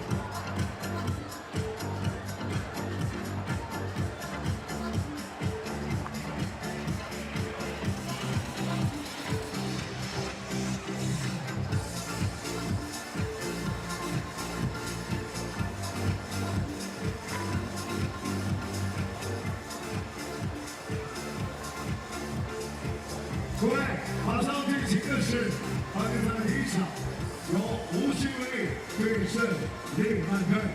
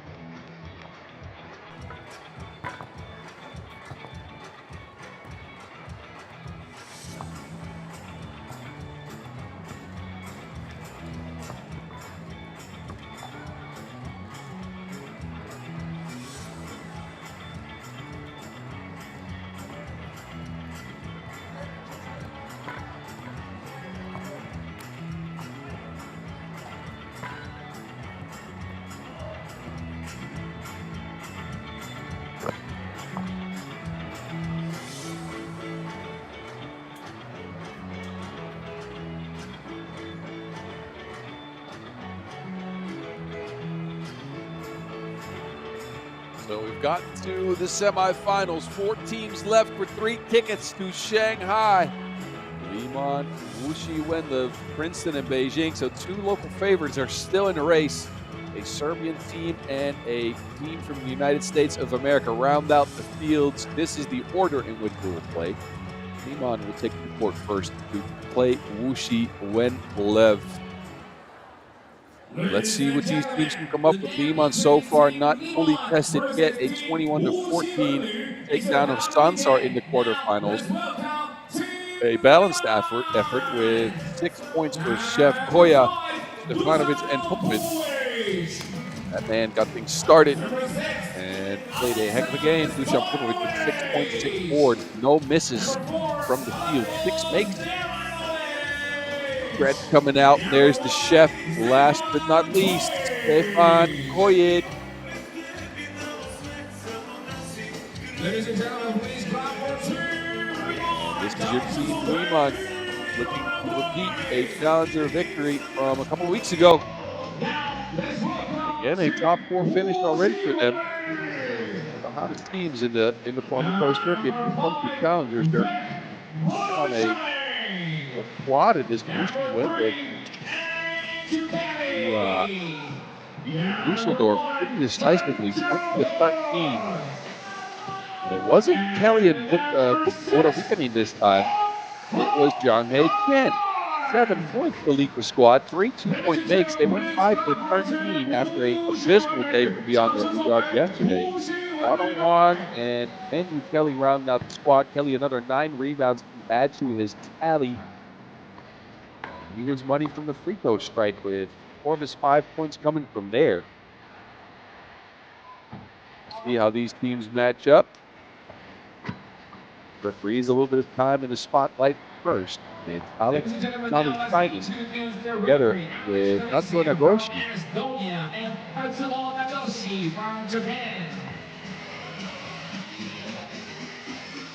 They called some pretty incredible games here so far. These teams have not met up on the year. Not last year as well.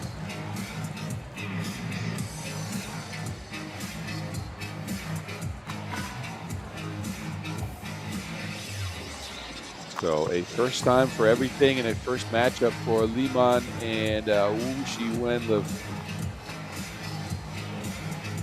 We'll see how they manage. Wuxi, the worst papers to pick up a ticket to the Shanghai Masters. They already have a loss.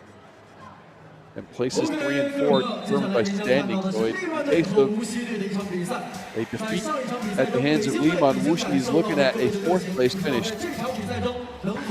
And no ticket to Shanghai, so they're going to want to win. This helps a 10-2 to start things off. Stojanovic driving uncontested into a bucket. Liman's on the board as well. Huang. This Wuxi squad tanked some confidence in the quarterfinals when it comes to shooting. And they've carried that into the semifinals here.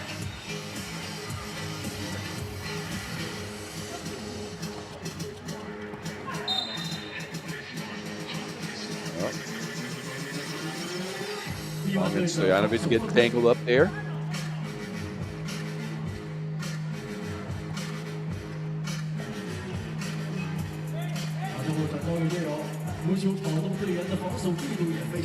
Okay. Behind the screen, a whistle on the play.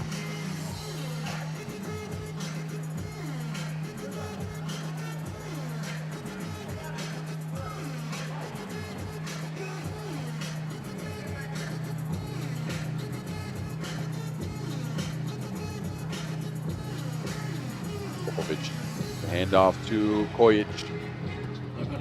Get back into a ball screen. Popovic now his 7th make of the day. No misses yet for Dusan. Puerto Rican hounded by his countrymen. Puerto Rican they serve playing for a Chinese squad, but look again at the pick and roll mastery by Liman.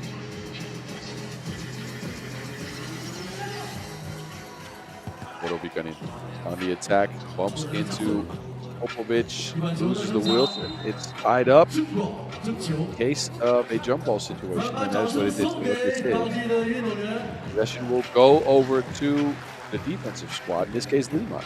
Borovikinen loses the rock there, and then Stojanovic, Johnny on the spot, gets at least his mitts on it.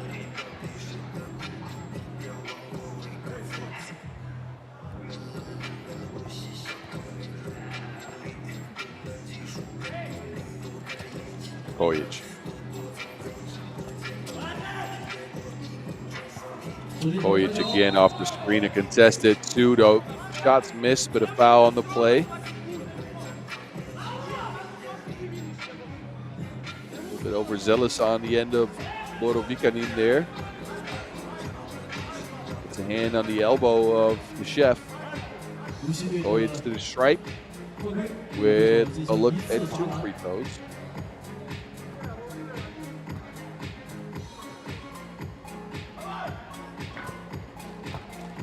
One splash ball.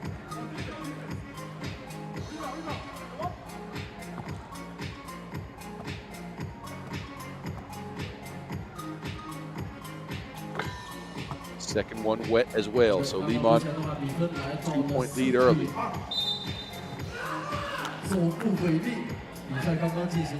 A turnover on Wuxi as Kelly travels with it.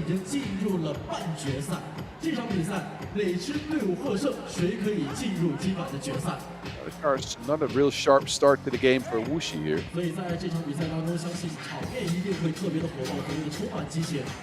There's Kojic. Popovic again. Difficult shot, but another make for Popovic. Foul called underneath. That is number 3 on Liman, but look at this. Popovic underneath the outstretched arms of Kelly. Somehow gets that up and in. Kelly now at it. Kelly looking for Chen. Up to Kelly. On the pass. Almost trips up himself on the play there. Then Stojanovic with a 2-point make. And 1 option.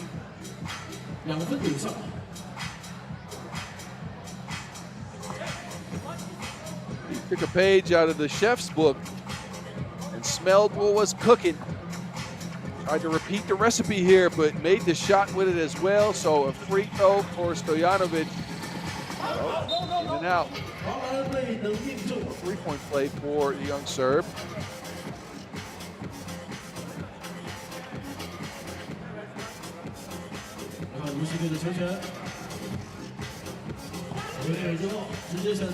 Here's Chen fading on another splash ball. Wuxi's shooting prowess. It's night and day from yesterday to today, but hey, look, they got some great 2-point shooters as well. Stojanovic being one of those. Again, I like his addition to the squad. He can drive, he can knock down the 2-ball. Gives them another creative option on the offensive end, but you know what? Wuxi just continue to go at it as well long this time. It's 9-6, Stojanovic now. Backtracking, his knee stretched down there, stretch there for the boom. Great find.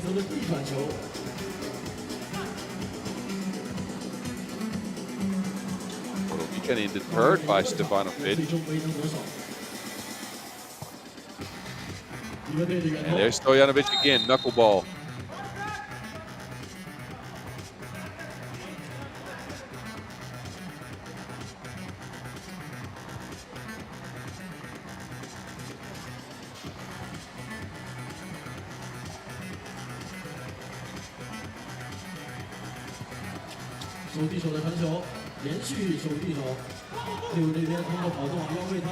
Boy, it's now behind the screen. One-legged, one-armed 2-point shot. Looking for the foul, didn't get it. Difficult shot, no make. 4-point lead remains for Liman. Chen, no space. Kelly now puts his head down. Now he's grabbed and fouled.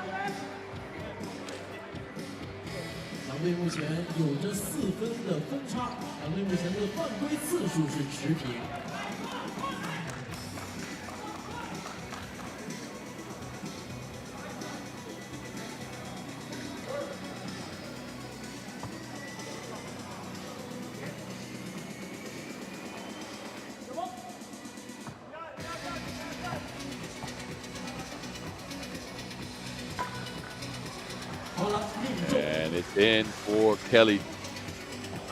Gets his team back with 3 points. Voyage.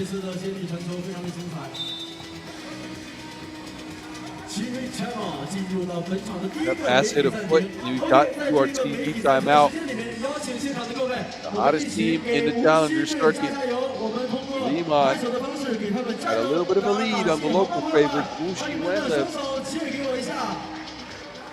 Both teams have brought the guns out as far as 2-point shooting. Stojanovic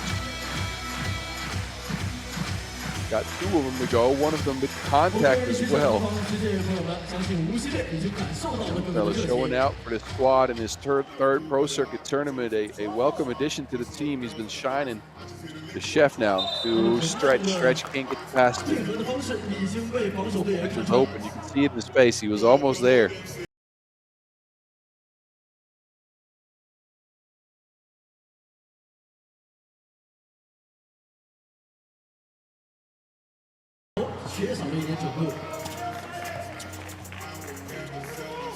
Kelly.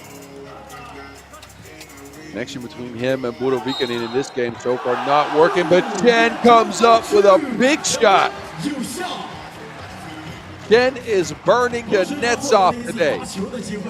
Look at this. A 2-point make with a bump to add. And a free throw option coming up for Zhang Shan. 5 years of age, and played on the Princeton squad last year. Ties that game up. Number 1 seed at 10-10. There's another foul and a 2-point attempt. Hoyt is just so smart. Knows the contact is coming. Shows it to the referees. Gets hit on the arm, just not a smart defensive play by Budovikinen. This is the second foul he commits on a 2-point attempt. Both teams at 5 fouls, by the way. So not much difference there either. The chef, though, cooking up some freebies.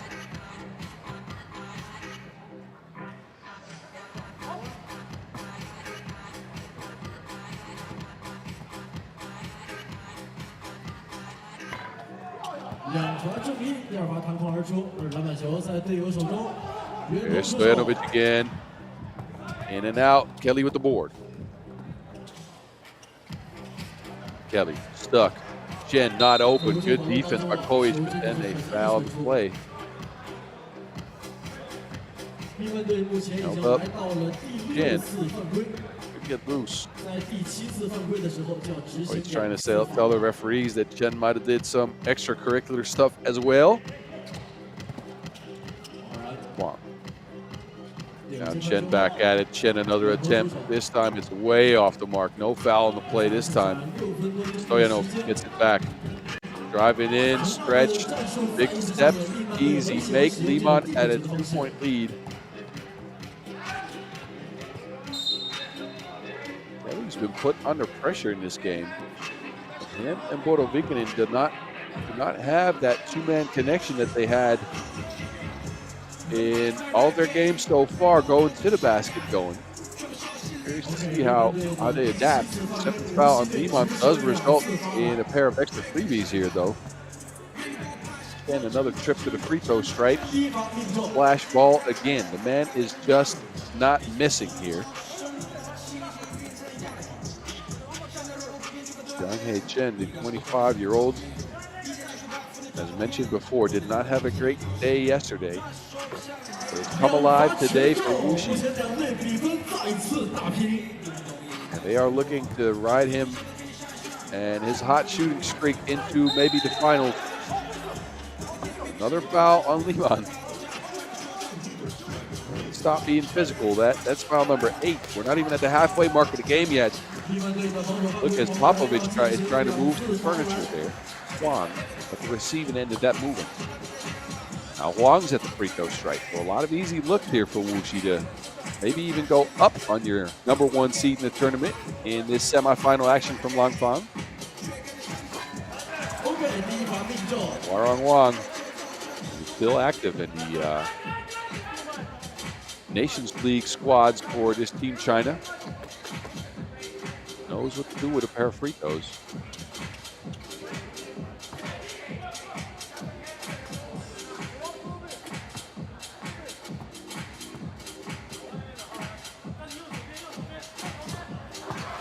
Wow.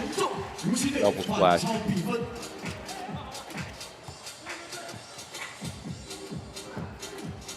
There's Kojic. Steps back 2 feet behind the line. No make. Popovic with the board. Back to the chef. Kojic this time. And you don't give him that shot twice. Liman tied things up 14-14. Oh, kick ball violation there. Kelly couldn't get the pass through.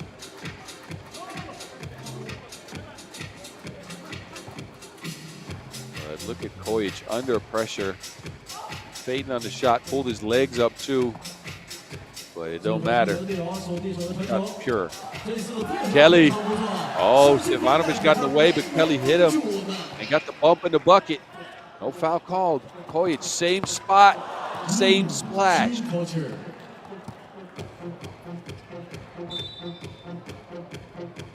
Stefan Kojic.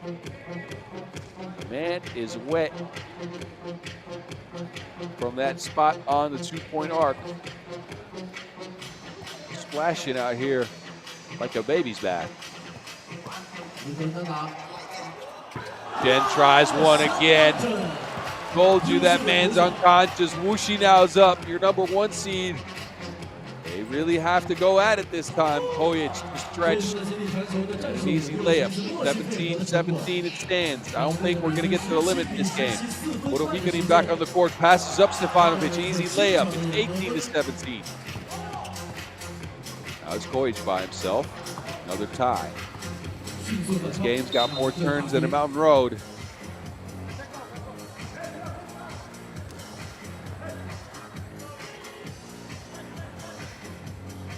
It's been Zhang Chen with a catalyst performance for his squad.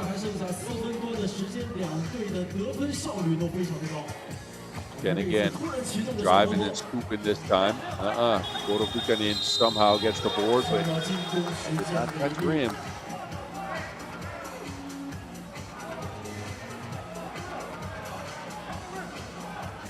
Challenging a challenger.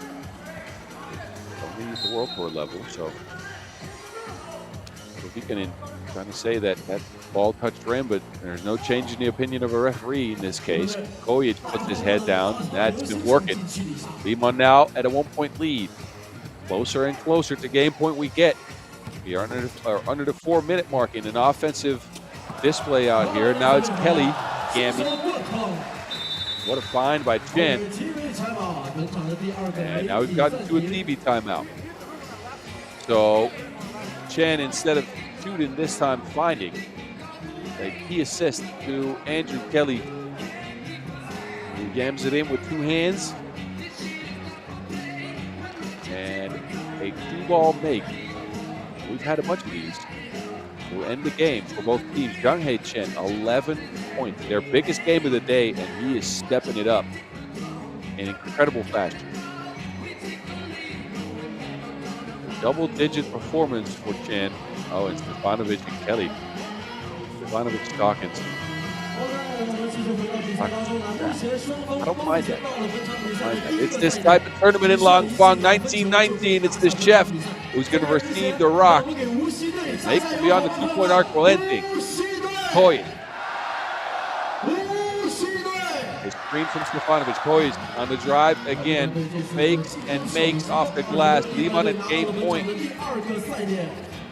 Kelly looking for Chen. Chen to Kelly. Kelly, oh, he drives. 2020. They need to stop if they want to get this W. Almost get it. They gamble. Stojanovic wide open for 2. Splash ball, Liman. Wow. A game winner. For Alexa Stojanovic, a gamble by Chen on the pass. He almost had it, but that is the difference between winning and losing. The difference between making it to the Shanghai Masters and going home empty-handed for Wuxi. gambles on a steal, can't get it to go, and then Alexa Stojanovic, 24-year-old, cool, calm, and collected. A 22-20 victory for Liman. We'll move on to your finals. Y'all enjoy the highlights. We got one more semifinal coming up after this.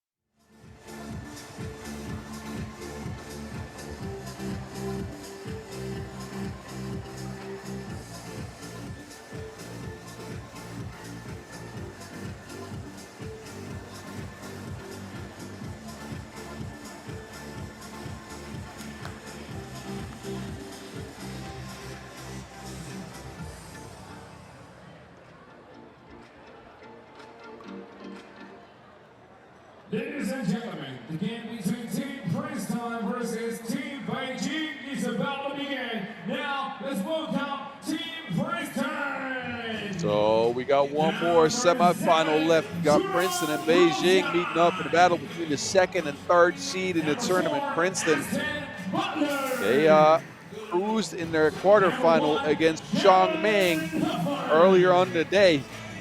They got 12 points and 10 highlights combined with 5 rebounds out of Austin Butler. That is just a ridiculous stat line. Just incredible. He's joined by Jerome Desrochers, Damon Huffman, and Henry Caruso. Huffman not needed so far in the tournament, as Butler's been on a tear. He went 10 for 10 from the 1-point range here to get that victory over Chongming. Now Beijing, they had a little bit more difficulty in their quarterfinals, and that's an understatement. 19-18 in overtime in an incredible game against St. Pauli. Just an incredible game. They got Wambo Zhu on defense, and they got the best of him on offense to get that 19th point to get overtime done. Ning Jiang had 9 big buckets. He's joined by Jiaren Zhao and Wenbo Lu. And that's their Beijing squad. And I think we have to take the calculators out, but even at a loss, I think Beijing has qualified to the Shanghai Masters. Same counts for Princeton, by the way. Ladies and gentlemen, now let's introduce the referees. Here's your referees in this one, Miroslava Jovicin and Dasu Nagoshi, representing Serbia and Japan.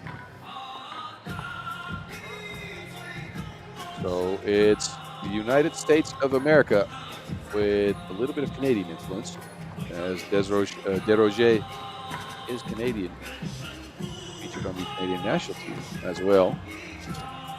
And they're going to be meeting up with the Chinese squad, and these Chinese fellas, and as we've mentioned this before, they are the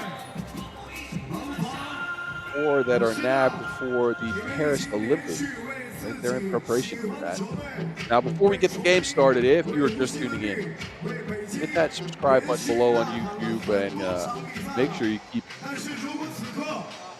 being updated on all of our 3x3 action. But this is not the only tournament this weekend. We got the Almaty Masters going on later today. The knockout rounds of that. And then go to socials and hit up at FIBA 3x3 on Instagram, at FIBA 3x3, if you want to take a look at all of the 3x3 action, cutouts of today's action as well. And then Boz Rosendahl, aka The Mountain. If you want to hit me up, it's at BAZZ50 on Instagram. Let me know how you think the games are going. This is a beautiful pass. Where's Waldo? Right there. Caruso underneath the basket with the first bucket. Yang. Well, he wishes he has that one back. But Huffman here squeaking through that pass.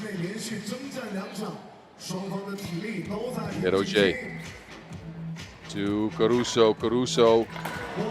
And an easy putback for Butler, who continues his hot streak.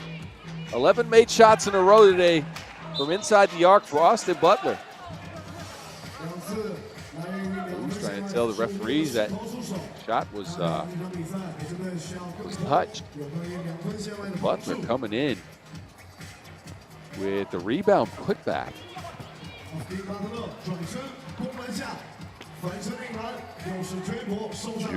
Controlling the glass. Ooh, but some slippage on that kick out. Man in green, Princeton back to it. Back in possession.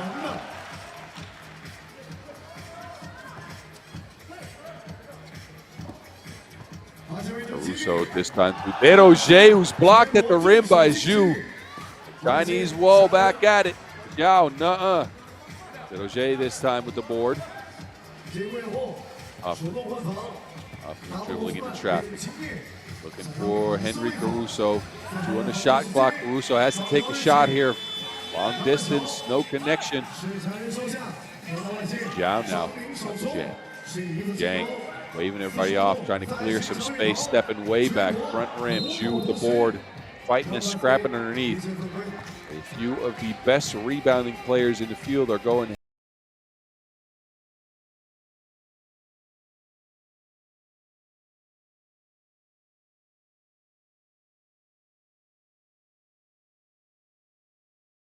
So 5.7. Zhu at 4.7.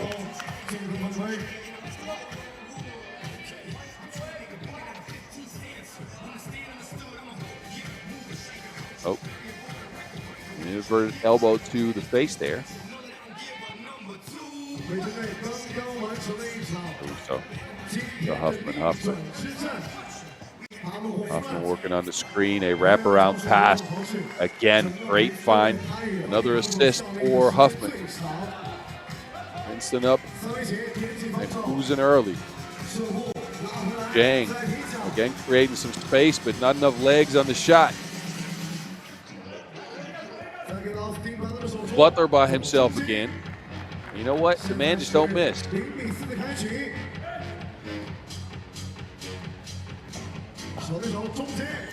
Yao.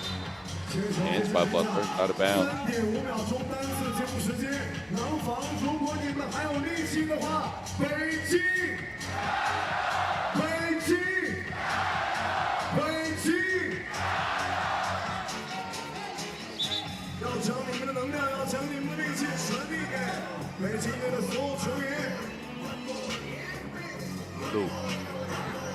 Lines up at 2. Beijing still not on the board. We've been playing for over 2 minutes. There's J creating some space underneath the basket.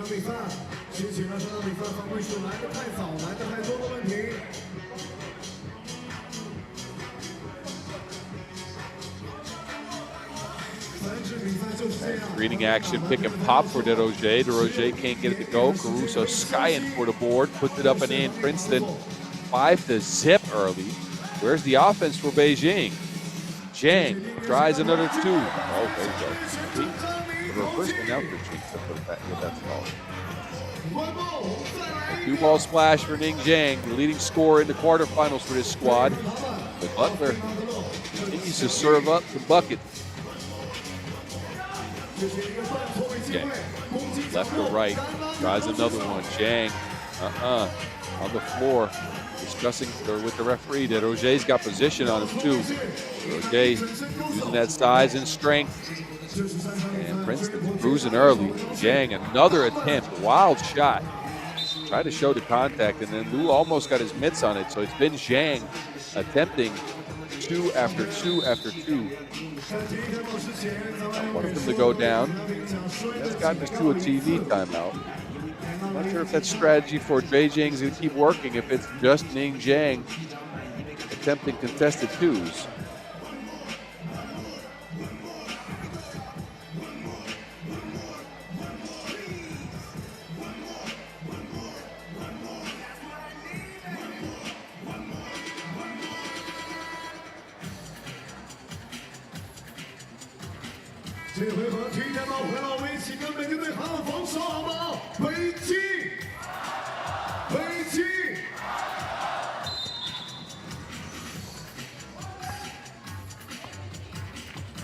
OK， 这次是美田队全队累积的第3次犯规。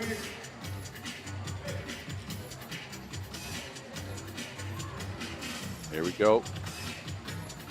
Princeton back to it. 3rd foul in Beijing. High post action for Caruso going to Huffman. Huffman attempts a 2-point shot. This has not been Huffman's tournament on offense, but it don't matter because you got the Caruso going at it. 2-ball splashing from the corner.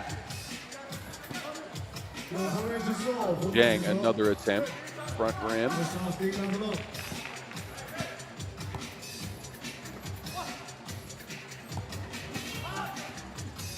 And you know what? Man's unstoppable. I don't even have to yell anymore when he scores. Zhu, righty hook. Butler just leaves that one there for Zhu. Princeton with a huge lead in this game, 10-3. Beijing's offense stuck in the quarterfinals. Huffman, no. Rebound, Zhang. Zhao. Zhao's had a quiet day after leading everyone in scoring yesterday at 10.5 points per game. Has not been able to get it going. Only 3 points for him. And a negative player value for your number 1 in number 2, I apologize, in player value yesterday. And only 1 for 4, both 1 points and 2 points. So Jiadan Zhao is going to look to get things going here, or at least he has to if Beijing wants to stand a chance. Huffman played on a 2-pointer, finally gets a make.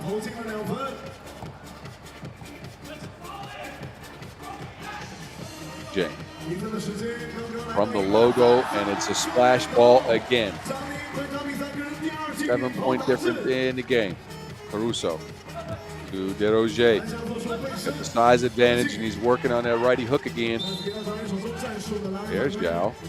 Fouled on the play before he could be at the basket. 3rd foul on Princeton. Smart decision there by Huffman.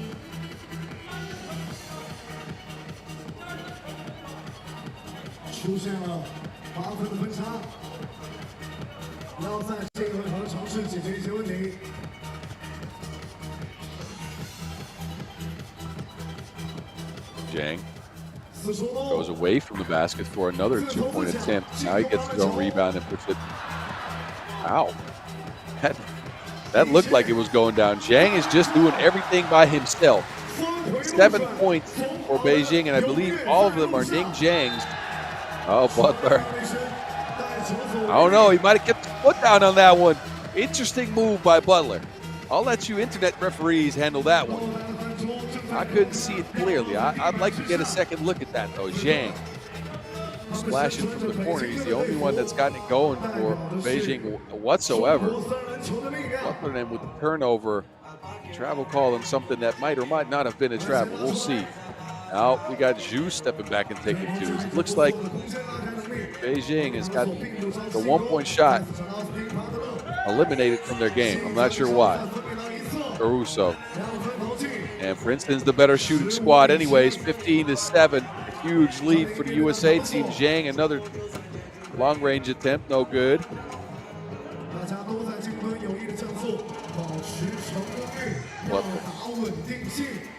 On the screen, a double step back for Butler.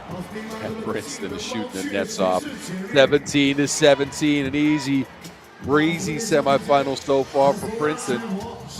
Ju bumping and bucketing underneath. Now it's the Caruso finding Deroger, and Beijing is just out of gas. They're not even trying anymore on defense. Zhang doing everything by himself. The rest of the team standing around. Zhang stepping back, another make.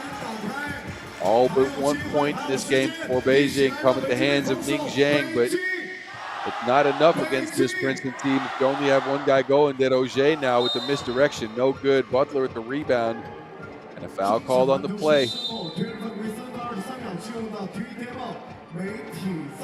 Zhang 2 feet behind the line like gym class splashing that one. 跟各位说两句实力话，这一场比赛，这一站比赛，无论最后的结果如何，胜负如何，健康是第一位的，因为马上即刻就要启程去巴黎。我们祝福球队在这站比赛当中能够有一个好成绩，但是我们同时也希望这支球队在出发巴黎之前是兵强马壮，是健健康康。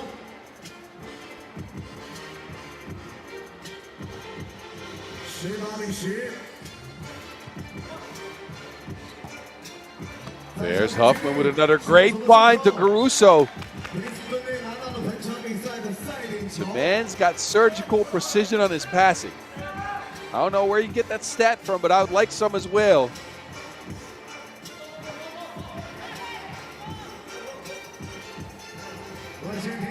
Zhang. And another miss for Beijing. Princeton, they need 2 points to end this game. Butler. Well, now everybody's getting involved on the assist part.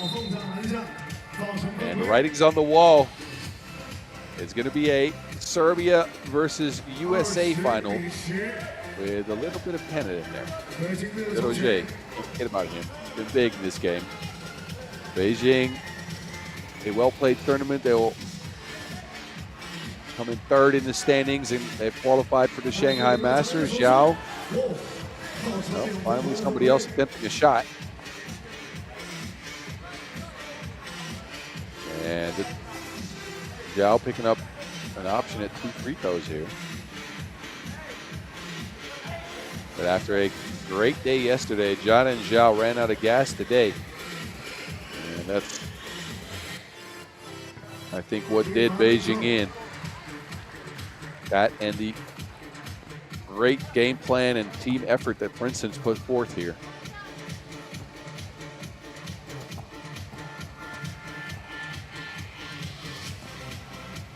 Zhao, second 3B splash. Princeton is going to look to end this. It's Huffman with the Wilson in hand on his way to the rack. That ball's lost.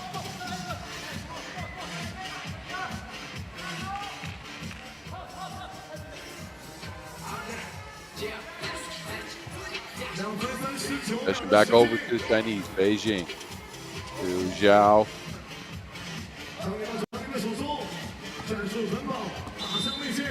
And offensive foul called.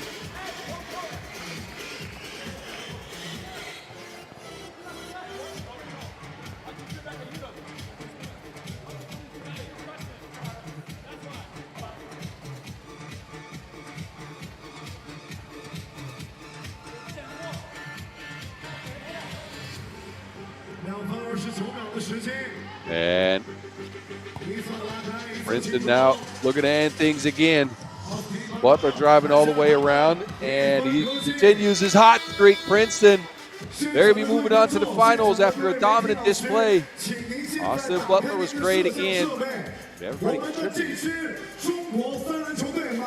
Princeton, finals in the Challenger this year after the win they picked up in Hangzhou. They will be the ones facing Liman in the finals after a 21-12 takedown of Beijing. Y'all enjoy the highlight, and then I'll tell you what happens after that. We get a little bit of a breakdown. Enjoy the highlight.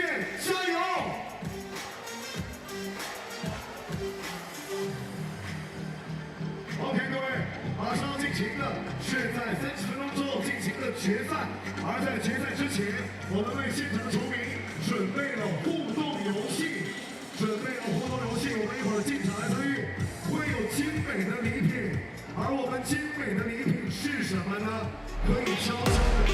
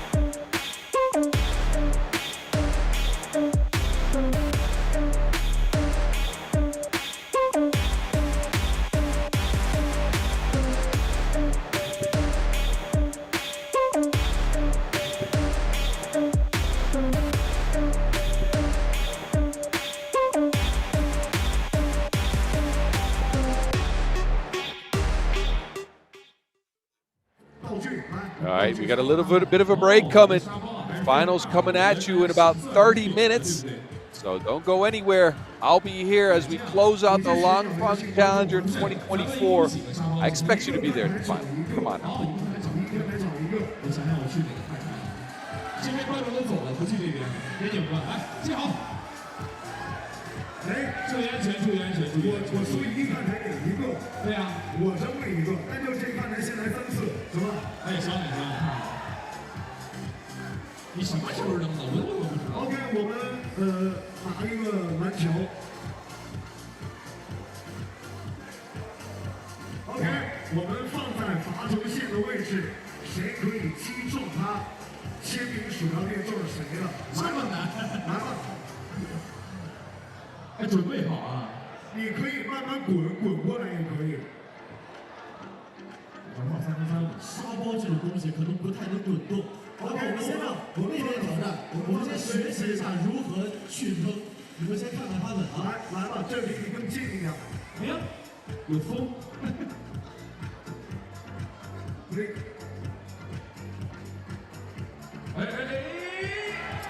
哎，你看一下，还是有一个距离的。 来，第2位。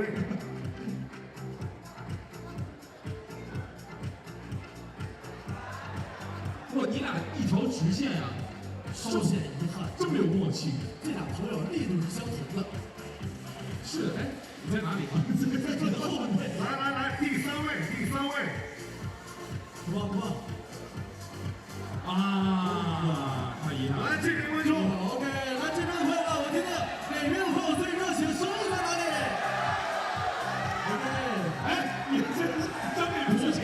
这边的声音为什么往那儿呢？来，哎，到你了。来，这边一个，这边再来一个。我看看有没有天天来的观众。天天来。哇，帅哥，你今天衣服好厉害啊！就是你今天衣服太厉害了，都是亲签吗？我觉得一会儿可以让你来一下，再给你一个亲切鼠标垫，对不对？来，就是这颗篮球目标物。对，往篮球扔，不要往我扔啊！我稍微让你站远一点了。呀，哦，遗憾错过，就差一点。大家都蛮接近的。第2位。这个看着像。第3位，来。 哇，太遗憾了！我想到这边看台的机会用完了，来吧，这位朋友们，我看看我往哪边扔。注意啊，来，1、2、3。没事，还有机会，还有一个 ，OK。不是你们3个吗？如果我们放在这儿 ，OK。如果我们放在这儿，对他们来讲有点近，所以我们往后放在罚球线，在这儿，在后面，让威尔胜正对你。什么？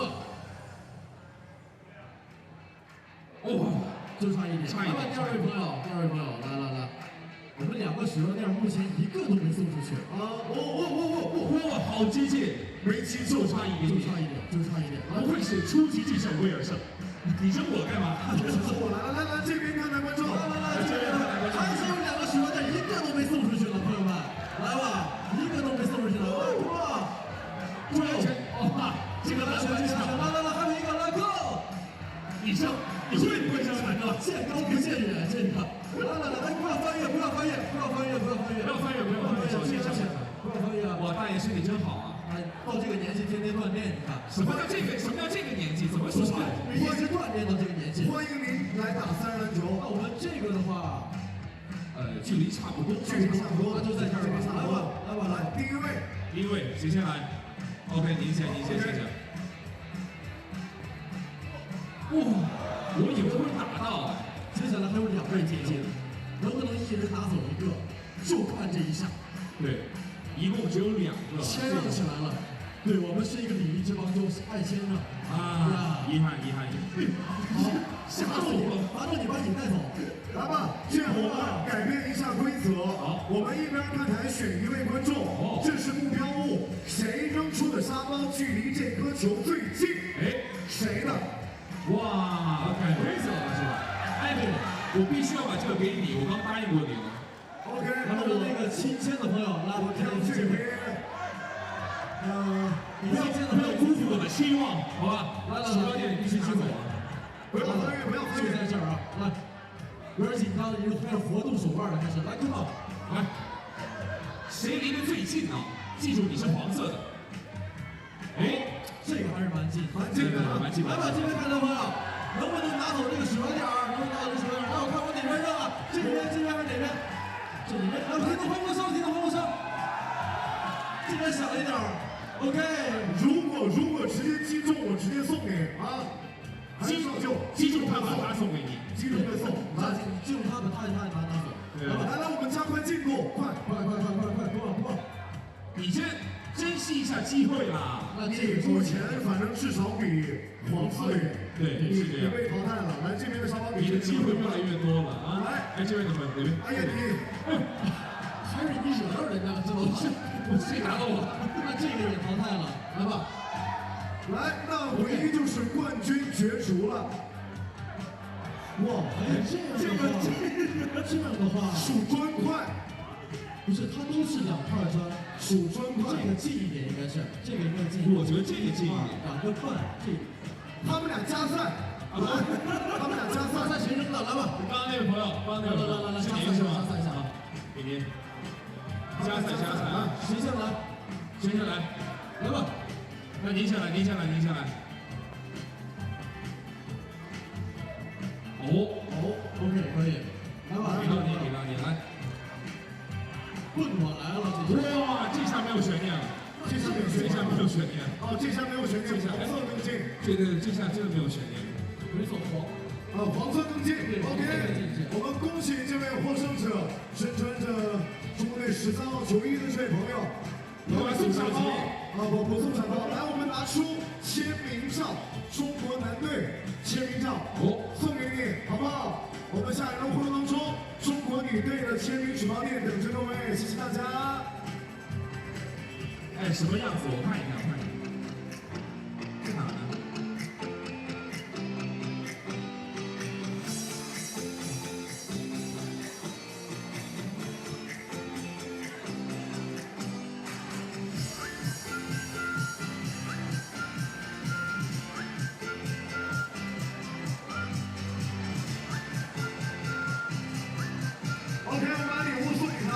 中国男队北京队新签鼠标垫。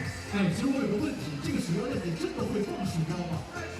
如果说你用鼠标在上面用的话，是不是会把签名就磨掉了？真的，别放鼠标，回去拿它那个。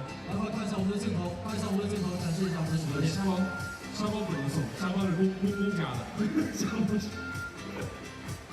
OK， 恭喜！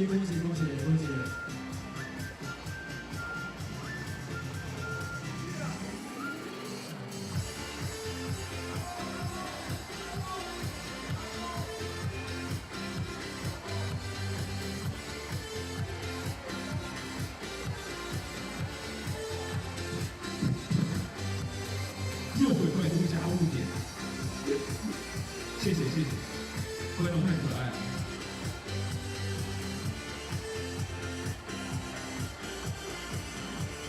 OK， 朋友们，我们距离时间，我们刚才只送了1个鼠标垫，第二个你说我们还送吗？你们这么说，我听不到大家说送还是不送是？要送吗 ？OK， 那刚才我们送的是中国男队的鼠标垫，接下来我们再送给大家中国女队的鼠标垫 ，OK 吗？先给大家看一下我们的鼠标垫，鼠标垫是哪的？那我们还是用一样的方式吧。刚才那个沙包的游戏啊，感觉很多的朋友是很喜欢参与的。但是呢，大家可能第一次这个手感不是很好，那我们这次再来第二次。好吧，看到我手上的这个鼠标垫啊，上面是我们中国女队的签名。那我们还是以沙包的方式来决出我们的胜负，好吧？来吧，看看我们的沙包在哪里？沙包在哪里？沙包在哪里 ？OK， 还有我们4看台，每看台一次机会啊，每看台一次机会啊，离得最近的，离得最近的啊，来这边看台。左边，刚才这边扔过了，这边来一个。完了，注意安全，注意安全啊！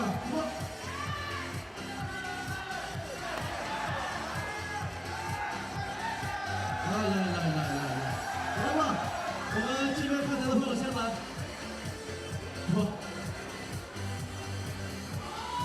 就差一点点，你离这个球就差这么一点点。好，这边看台的朋友，刚才是哪一位？这个像是要进哦，你离得很近，但这位朋友很遗憾就被淘汰了啊。来，这边刚才是哪位朋友？来，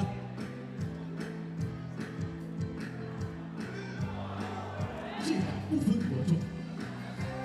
在我们这边看台的朋友还有一次机会，来。刚才你扔过没有？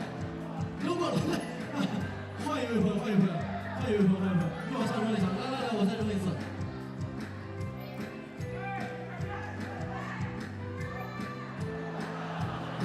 在后面的朋友来吧，来，我们这边的朋友来看一下我们究竟谁能够拿走我们的这张鼠标垫，可以稍微往前一点，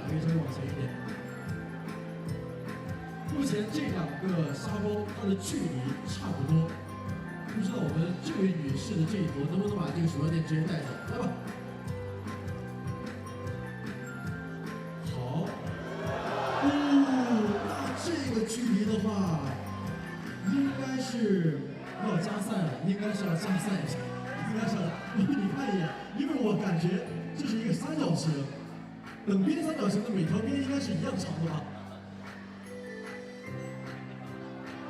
太考验我们了，这当 MC 还得在这搞数学。加赛一下，这个货上聊出来了 ，OK， 恭喜我们这位女士，来吧，请我的同事送上我们的鼠标垫，送上一下，恭喜拿走了我们第2张国家女队的鼠标垫。谢谢各位参与我们这一轮的互动啊！我们在今天晚上的决赛环节，还有更多的惊喜会等着大家。感谢各位今晚到我们的比赛现场去现场观看比赛。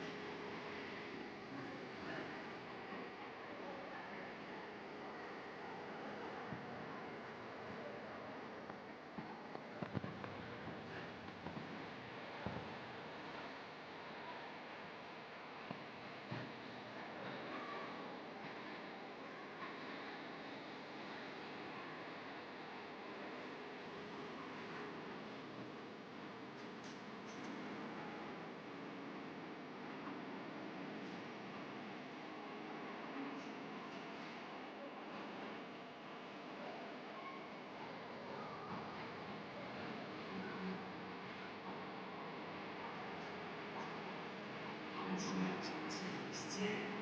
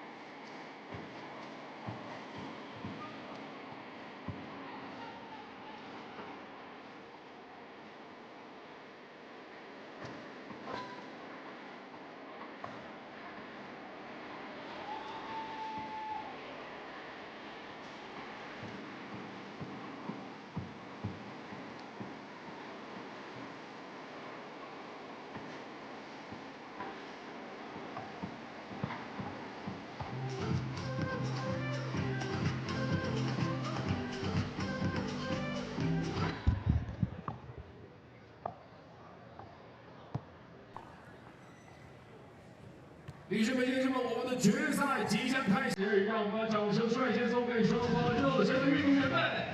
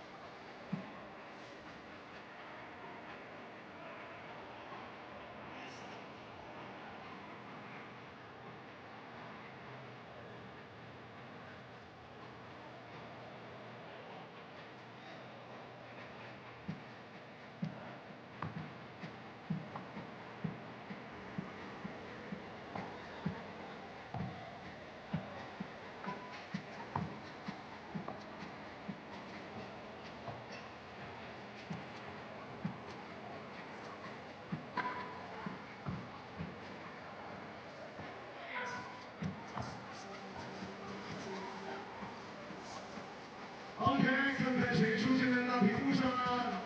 谁出现在大屏幕上了？哦，你看到你了，对，小宝贝。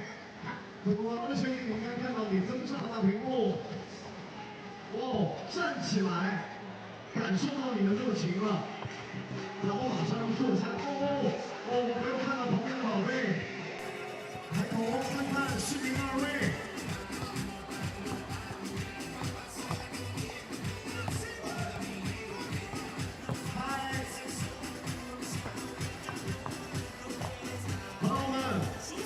手中还有我们这次比赛2024国际篮联世界女子巡回赛3×9挑战赛廊坊站廊坊专属的精美手提袋，我们要做一互动。当镜头给到您，谁跳舞跳得最好看，赢的。所以你要跳舞吗？是哪个相机来找我 ？OK， 我看到的是我们的3号机，镜头给到的是我们手中廊坊专属的购物袋。 现在可不仅仅是打招呼了，乔丹。现在我们要做的是跳舞，谁最会跳舞呢？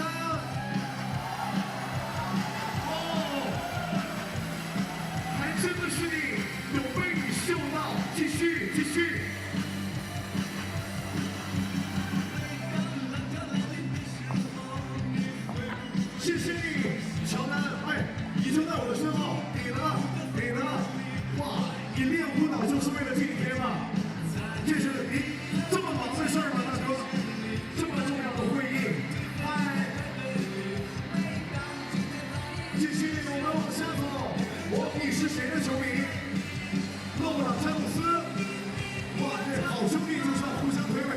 哇，哪来的小朋友在哪里？镜头给到你，你就坐下是吧？手中的奖励不算多，还有一个谁？哇，这是什么武器？震动肌肉，Pauli是吗 ？OK， 有你的一份，我记得你。镜头继续，没有礼物我可以去拿新的。谁会跳舞？站起来，秀出你的舞姿。廊坊最能跳的在哪里？哦，黄衣服的小朋友，谁可以跳舞？让我们的相机锁定你。哪个机位可以给到我们嘉宾席的橘色衣服的小朋友 ？OK， 开始。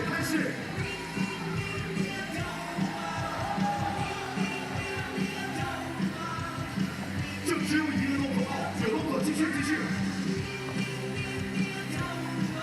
你为什么一直做走步违例的手势？谁走步了？谢谢你，一会儿我给你送礼物去。哦，这位小朋友，你是OK， 你的时间开始跳舞。哦，漂亮！你的舞姿像你的外貌一样打动了我们，甜美可心。谢谢你，一会儿我去找你好吧？现在已经5位朋友了，你们2位会什么？会 Chinese 功夫吗？会中国功夫吗？来一段。这是一伟哥吗？王一伟，你上屏幕了。这个是我们的3篮球运动员，旁边是浙江队的队员李川，希望你们3篮球越打越好。花手歌，大家平时看的都是这个舞蹈吗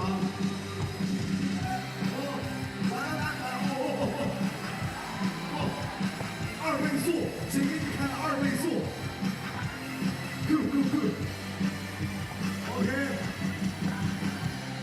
现在是跳舞时间，我们已经跳完一整首歌，现在是跳舞时间。OK， 也是没问题的。Good。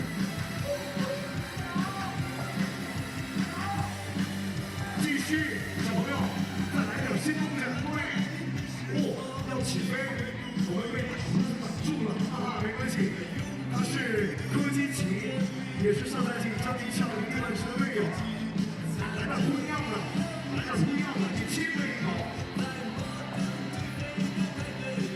组合，帅的，祝你们友谊天长地久。祝你们今生今世不分离。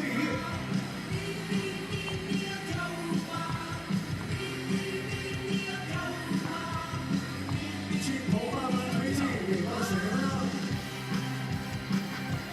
好，你要拿手机1格间都有幸福。跳舞时间到，而且跳舞时间快到了。时候。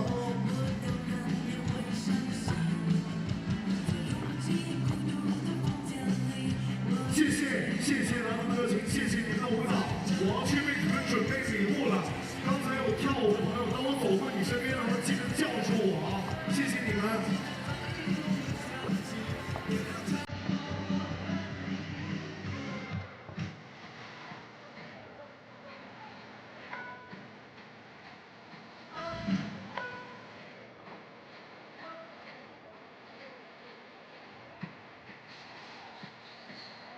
Take a look at all of the happenings today. We have started our day with 8 teams out here in Langfang, China. Eliminated 6 of those. The 2 remaining, Liman and Princeton, are in the finals here. Liman going to Sansar and Wuxi, WenLv. Princeton picking up victories earlier in the day over Beijing in the semifinals and Chongming in the quarterfinals. Both teams have won a challenger this year. Liman, the Wuxi Challenger just a few weeks back, Princeton won the opening challenger of this 2024 pro circuit in Hongcheon, Korea. Both of them looking to repeat that challenger win, obviously. These teams have played once this season on the pro circuit. That was at the World Tour in Chengdu. A decisive victory for Princeton. As a result, that was in the quarterfinals. Now they meet up in the finals here in Langfang. Let's get you reintroduced to both these teams. Here's Dusan Popovic, leading rebounder on this Liman squad. Alexa Stojanovic, he had 7 huge points in their semifinals win. Stretch, Marko Stefanovic, the paint protector, and there is the chef. What's on the menu today? We will see. Is it a challenger win? Chef Koyat, Stefan Koyat, the leading scorer for Liman at 9 points per game, at 10 points in the semifinals. 3 key assists, 6 highlights. The man is just a walking bucket.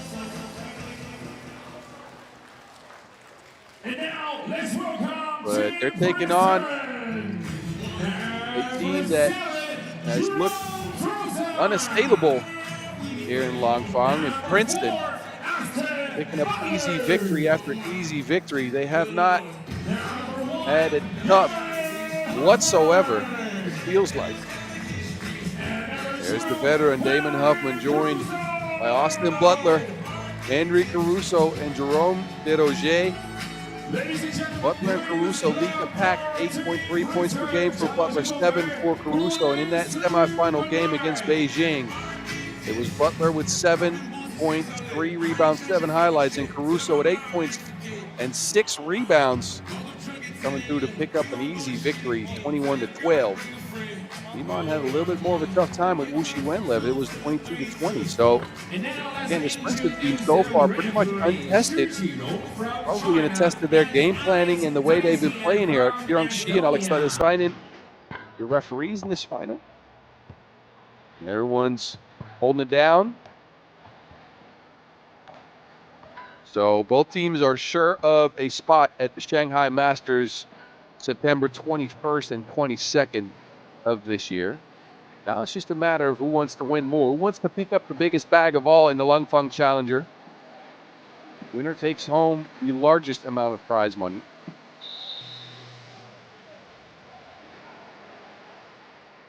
The number 1 team will pick up a 20 grand bag.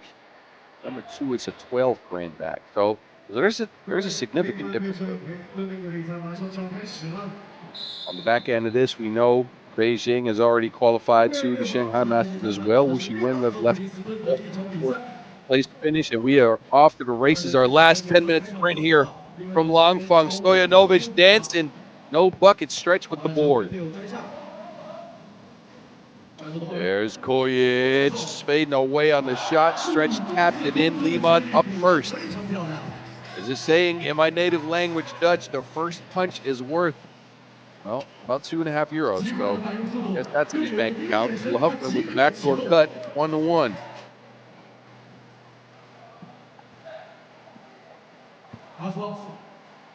There's Stretch again, keeping Liman up in the game early. High pace to start this finals.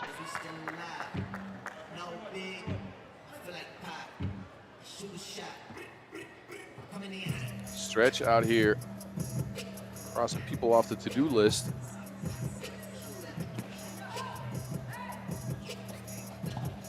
Caruso working behind the screen, looking for Desroger. Held up by Popovic. Popovic, a scrappy interior defender. Probably has to use all the tricks in his book to get Desroger out of there. Gives up a little bit of size. Popovic, 29-year-old, has been active in 3x3 for such a long time. Butler, easy play.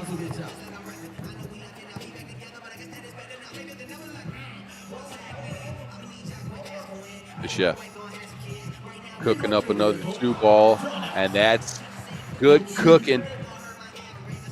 You already know that was going down. Butler on his way to the rack again. He's only missed 1 shot inside the arc all day. 15 of 16 going into this game. And that is just an incredible eater. Whenever he puts his head down and goes to the cup, it's an almost certain bucket. The Butler serving up. Another lay. And Princeton at a 1-point deficit here early. Stefanovic to Popovic, a handoff to Kojic. Popovic is by himself. This is a part of the reason why Liman is one of the more efficient teams in the field here. They score 1 points at a 79% clip.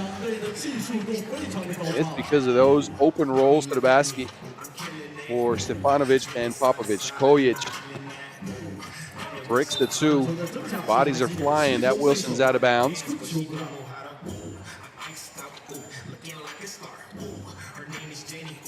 Look again, though, at the pick and roll action.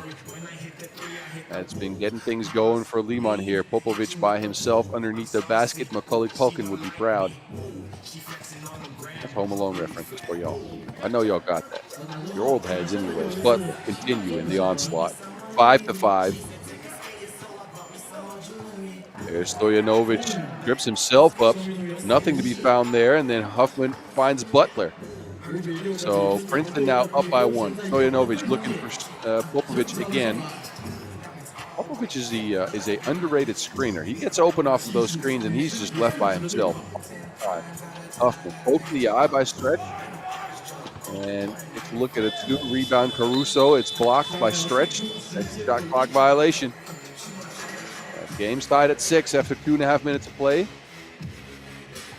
Caruso controlling the board, but not enough space to get a shot up. Or at least not a non-contested one. Liman do Liman things. A high post play for the chef.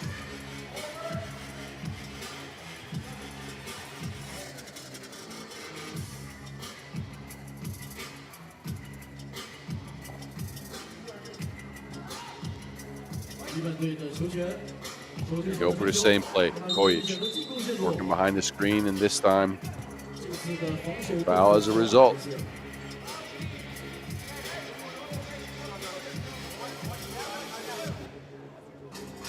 Some discussion on the end of the North American squad.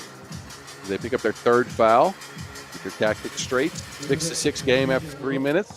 Same play again. Kojic now he's wide open to Chef. Splash into Herb.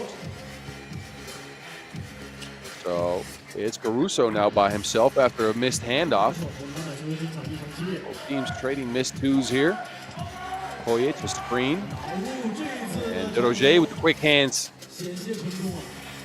Caruso on the move. 1-foot fader is just off the mark. But a foul on Kojic. Not agreeing with the referee. It's an understatement. But it looks like he did bump Caruso out of the way there just a little bit. It's gotten us to our first TV timeout, and as expected, this final is good as well the entire tournament so far here in Langfang. Tight contest. Miscue by Stojanovic led to an easy bucket for Butler. And Butler's been, again, the catalyst today for this Princeton squad. He's just been putting his head down and getting to the cup. Nobody's been able to stop Austin Butler. And that's in absence of high-scoring games by their main scorer usually, or not main scorer, but at least their leading scorer on the season. That's Damon Huffman. Kojic, meanwhile, chirping again from 2-point range. Uh-oh. Huffman now has got Stretch on his back. Smart move by the veteran, keeping him out there. Unable to contest his shot. It is 8-8. Kojic, Ivanovic screen, tries another one. The advantage on the rebounding end for sure lies with the Americans. Caruso, Medi, no. But Princeton, the best rebounding team out of both of these by a wide margin, especially with Caruso and Butler just snatching boards left and right. So Popovic and Stefanovic will have their hands full. We look back at that Kojic make. He's such a good shooter on the move.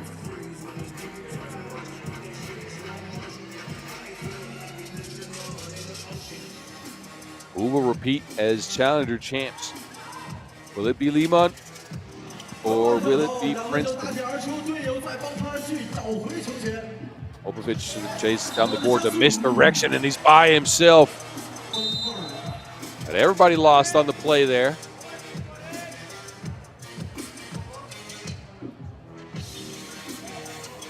But a no clear. So that bucket's wiped off.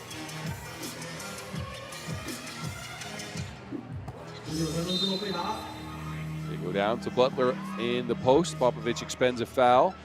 The fourth on Liman. Teams tied at scores and fouls here after a little over 4 minutes of game time. Butler, they go for the same play. He's looking for the Roger on a backdoor cut, but enough defense by Stefanovic there. Oh, big bucket. Stojanovic putting his team up.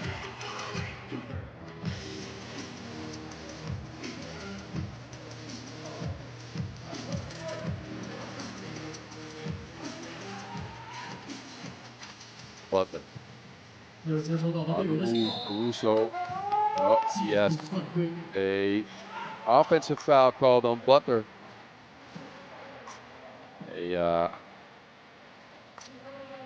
will call that a butt sprain. He put his behind on Stefanovic in a way that the referees didn't agree with. Anyway. Stretch, big yam. Liman, a little bit of distance in the game now. They got a 3-point lead. After that stretch dunk, look again. Stefanovic on his head. Boom. Roger. To Butler. Butler looking at a two. Moving around Popovich. Easy yammy by Butler. I didn't know he could get up like that. Man, it's full of surprises. Popovich, no.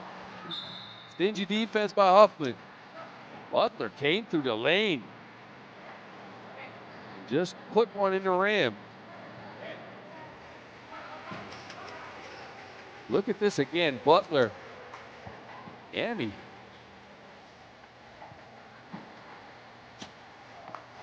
Oh, he took patience underneath. Gets Liman a 3-point lead again. So Butler's by himself, contested, but that don't matter. Back to one possession game. We're past the halfway mark in this final in Langfang. Stojanovic is open and Alexa can't get it. Oh, stretch, go gadget bucket. Huffman, mid-range no. And it's been Liman who's been controlling the glass against a better rebound so far in the tournament. Stefanovic held up.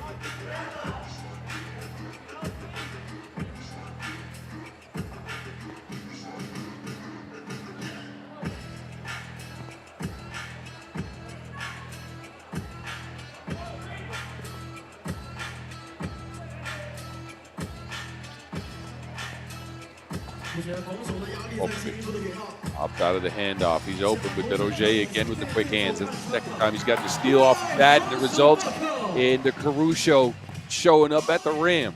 13-11. Oh, and a foul. And is that on the floor or on the shot? It's an important call here. Roger, though, quick look at that. Caruso flying in.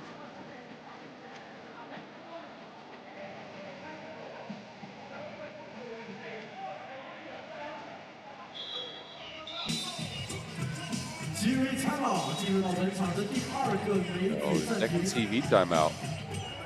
And we look again at Butler. Yikes. He just made a layup, put it up and over Popovich. Great take. And then the Caruso dunking as well. But it's Liman who are up. It's an entertaining final so far.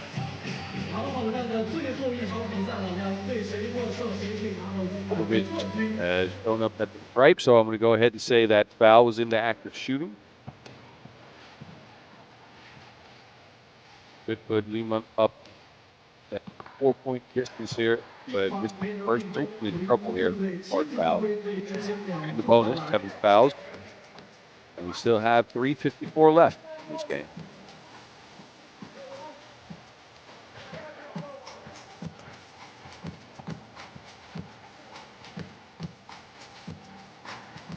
Popovic gets the second one to go down. Another 3-point lead for the Serbs. Princeton, can they mount a comeback? Get it to Roger. Uh-oh. Miscue on the pass. So the patented backdoor cut not found by the Princetonites. Is that a word? Princetonites? Somebody help me out with this. Anyway, the fellas 14 Princeton looking at a 3-point deficit, and now Liman is in possession as well. There's Kojic and Huffman getting tangled up underneath the basket. Look at Huffman's defense on this. Chasing Kojic around that screen, but it doesn't matter. Good offense beats good defense. 16-11 as a result. Butler opted out of that shot, so it's Caruso taking it to. Splash ball, Princeton back in things. Again, the first game between these two teams was a Princeton victory at the quarterfinals in Chengdu, so Liman trying to get that to one-on-one, obviously. Oh, Kojic lost it. Then it's Caruso again. Bang, bang. And Princeton at a 16-15 game now. 2 big shots by Henry Caruso. Kojic moves to Wilson. That's out of bounds. Possession remains with Liman. Take a look. Kojic is hounded by Huffman, who was nabbed as the perimeter defender of the year 2023. Former World Cup gold medalist. A stingy defender out in the perimeter. Kojic coming off that screen is just a sight to behold. He rises up and shoots up and over him.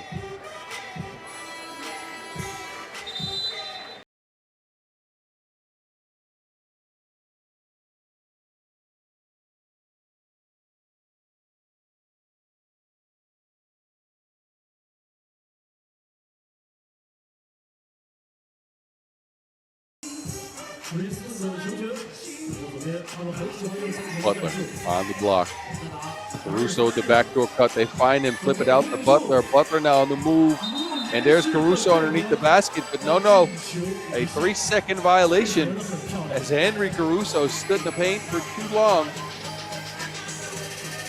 Take a look. He flips it back here. Butler on the drive finds him and relocates. But referee had seen enough of him in the paint. There's that same play. This time an overshot 2-ball. Stojanovic a quick trigger. And now Kojic is called for a pushing foul on the rebound. So Liman at 5 fouls. They have a 1-point lead over the Americans.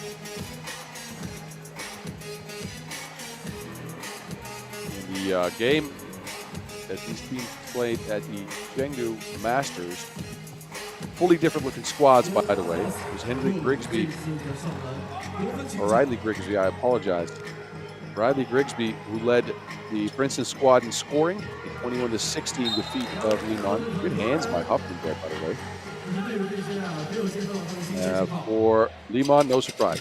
The chef, 9 points.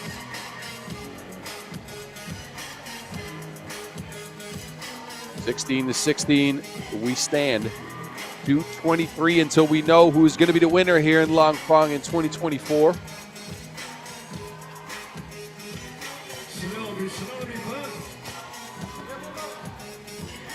Oh, Butler, craftier than Etsy. Puts Princeton up by 1. And a travel called on Stoy. Now Liman with their back to the wall just a little bit. Look at Butler.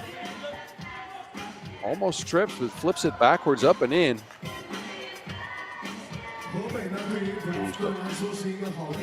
Go down to the block. Butler looking for a handoff. Opts to keep it himself.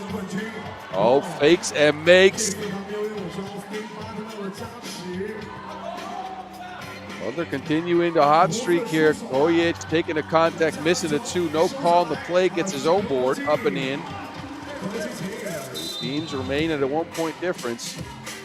A warning for defense in the key after a made bucket on Liman.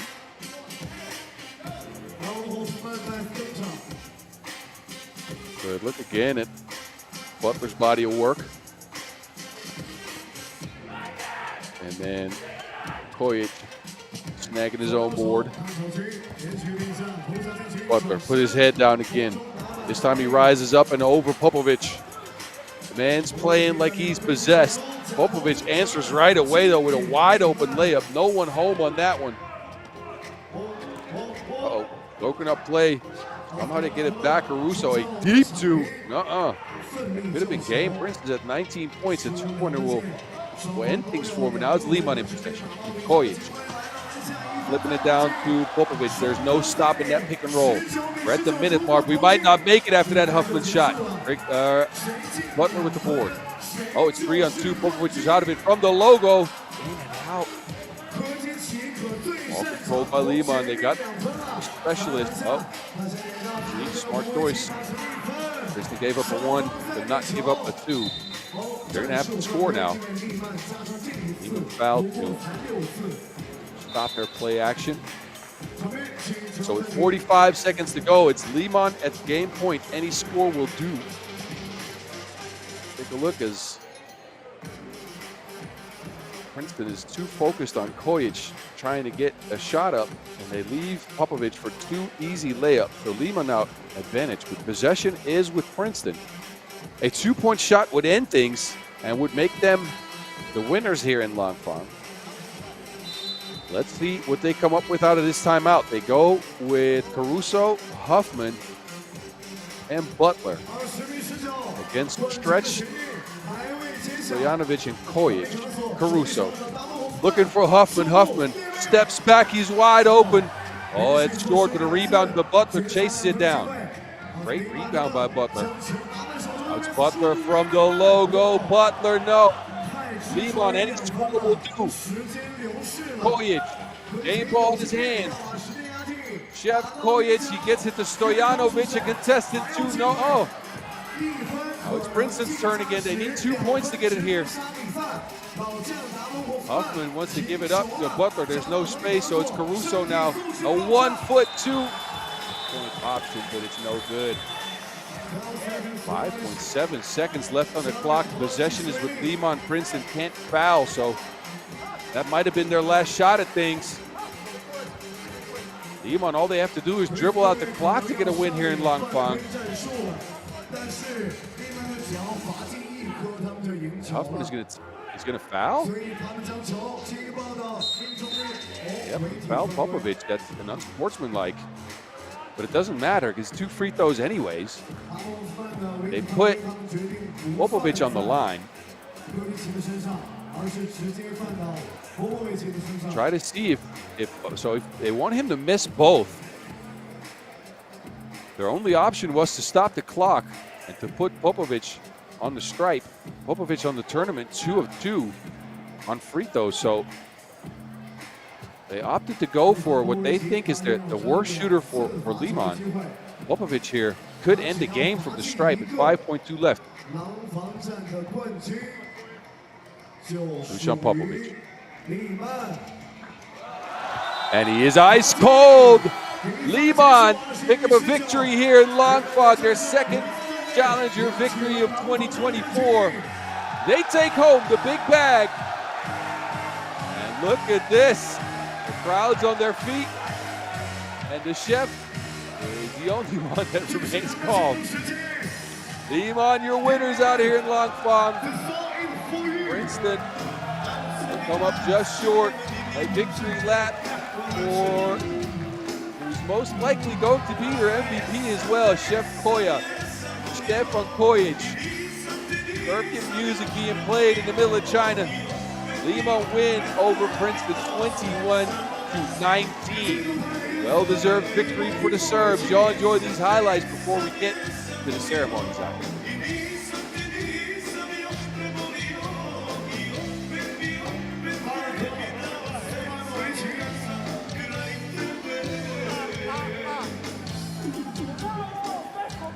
陆三波围棋，好开心！各位，稍后将进行的是廊坊站的颁奖仪式。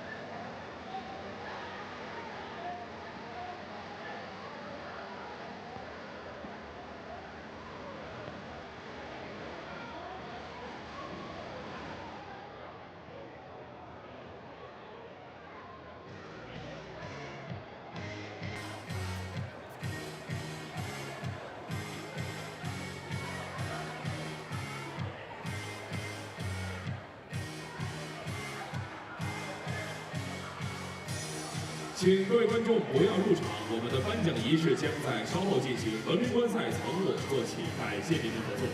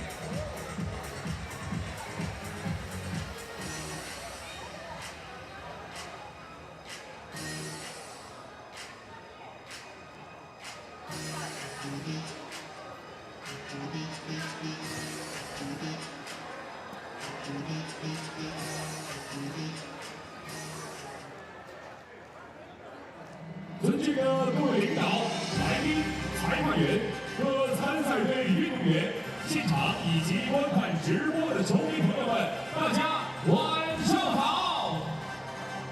在京津走廊明珠廊坊，经过2天22场激烈的角逐，2024国际篮联3人篮球挑战赛廊坊站竞技部分的环节已经圆满结束了。下面即将进行的是颁奖。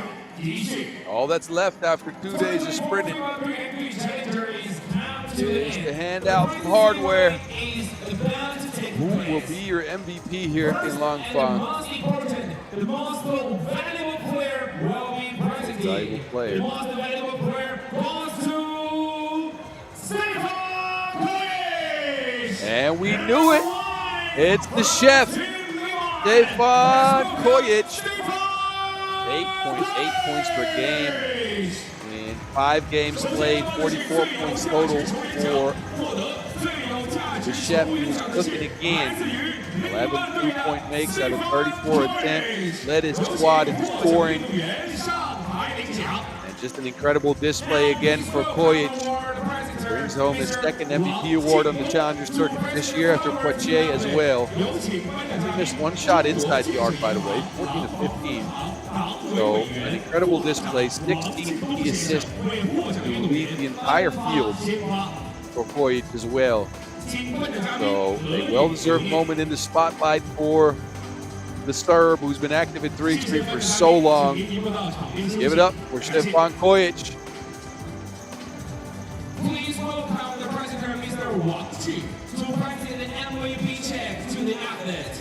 有请颁奖嘉宾，中国农业银行廊坊分行副行长王志先生为获奖运动员颁发奖牌。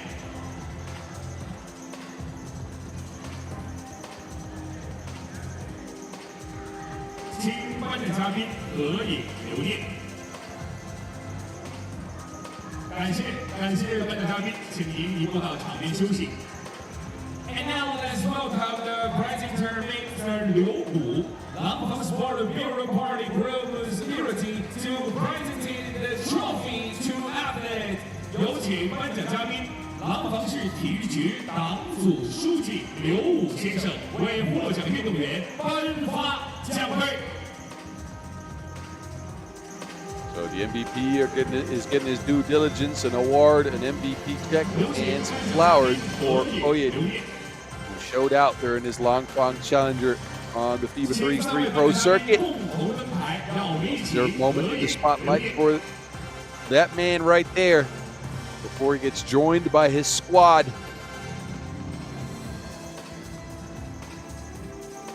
Picture time for Kojic.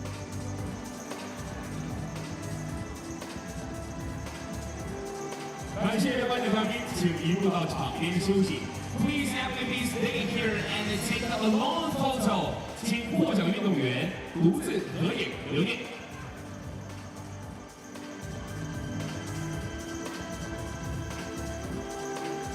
感谢颁奖嘉宾，恭喜获奖运动员 ！Congratulations for you. Now to the very end, the champions of FIBA 3x3 Challenger Langfang. He's about to be joined by his teammate Liman. Welcome with applause to Team Liman. The #1 seed picking up a #1 standing out here in Langfang. Dusan Popovic, Marko Stefanovic, and Alexa Stojanovic joined the MVP, Stefan Kojic. They started out with a victory over St. Pauli in Pool A and took down Marseille. To win that Pool A, had to face the Archer in the quarterfinals, and they took him down in a very tight contest against local favorites Wuxi WenLv, a 20-20 victory in the semis, and finally a close contest, but they ended up being the lone standing team at the top after a defeat of Team Princeton in the finals. Well played by these fellas. 请颁奖嘉宾可以 And it was 留 Pauli 念。 leading the squad in scoring, but everybody contributed. Stojanovic hit timely 2 after timely 2. Popovic on screen and roll action was unstoppable, and Stefanovic kind of the same thing and protecting the paint as well. 谢谢您，感谢颁奖嘉宾， Popovic, 请 the 您 leading rebounder on the squad, and this is your team, Liman. They pick up a win here at the Langfang Challenger 2024. Congratulations. Second Challenger win for these fellas. They continue their hot streak. 有请 First, third, and first in their last 3 Challenger events. Just incredible. A bunch of world tours coming their way for sure. 为获奖队伍员颁发 They're about to get that big check. A $20,000 bag 请颁 the 奖嘉 Serbs. 宾可以留念。 And picture time for these fellas. We'll use the same lineup that they used to 感谢颁奖嘉宾，请您移步到 the 场边 Challenger 休息。 in 感 or 谢 win the 您。 Challenger in And Poitiers. now let's welcome the presenter, Mr. Chai Wen-sheng, the leader of the National So League let's give it up for these fellas. of Chinese Basketball Association to present the trophy. Huge award coming their way as well. 有请颁奖嘉宾， Take that with 中 one. 国篮球协会3人篮球国家队领队柴文胜先生为获奖运动员颁 Oh, they give it up to Stojanovic, the new member of the squad with him in it. 和获奖运动 They've 员 been winning and winning and winning. Liman alone at the top here in Langfang. We will see them at the Shanghai Masters in 共同到场上 September 为 21st 让我 and 们共同记录 22nd. 下这一美好时刻。 With them, we will also see Princeton and Beijing there.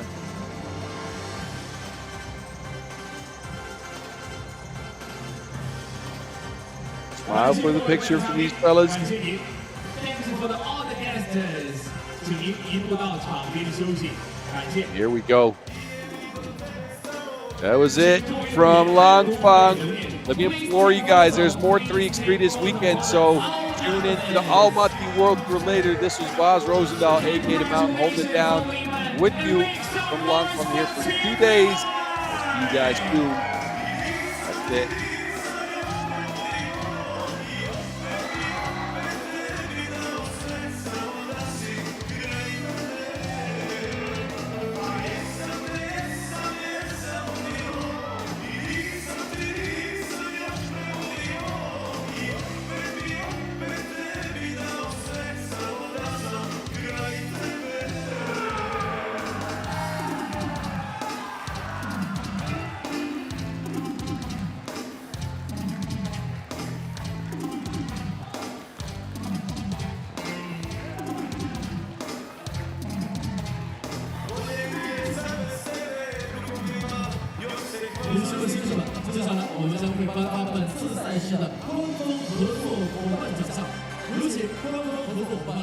Langfang 分行。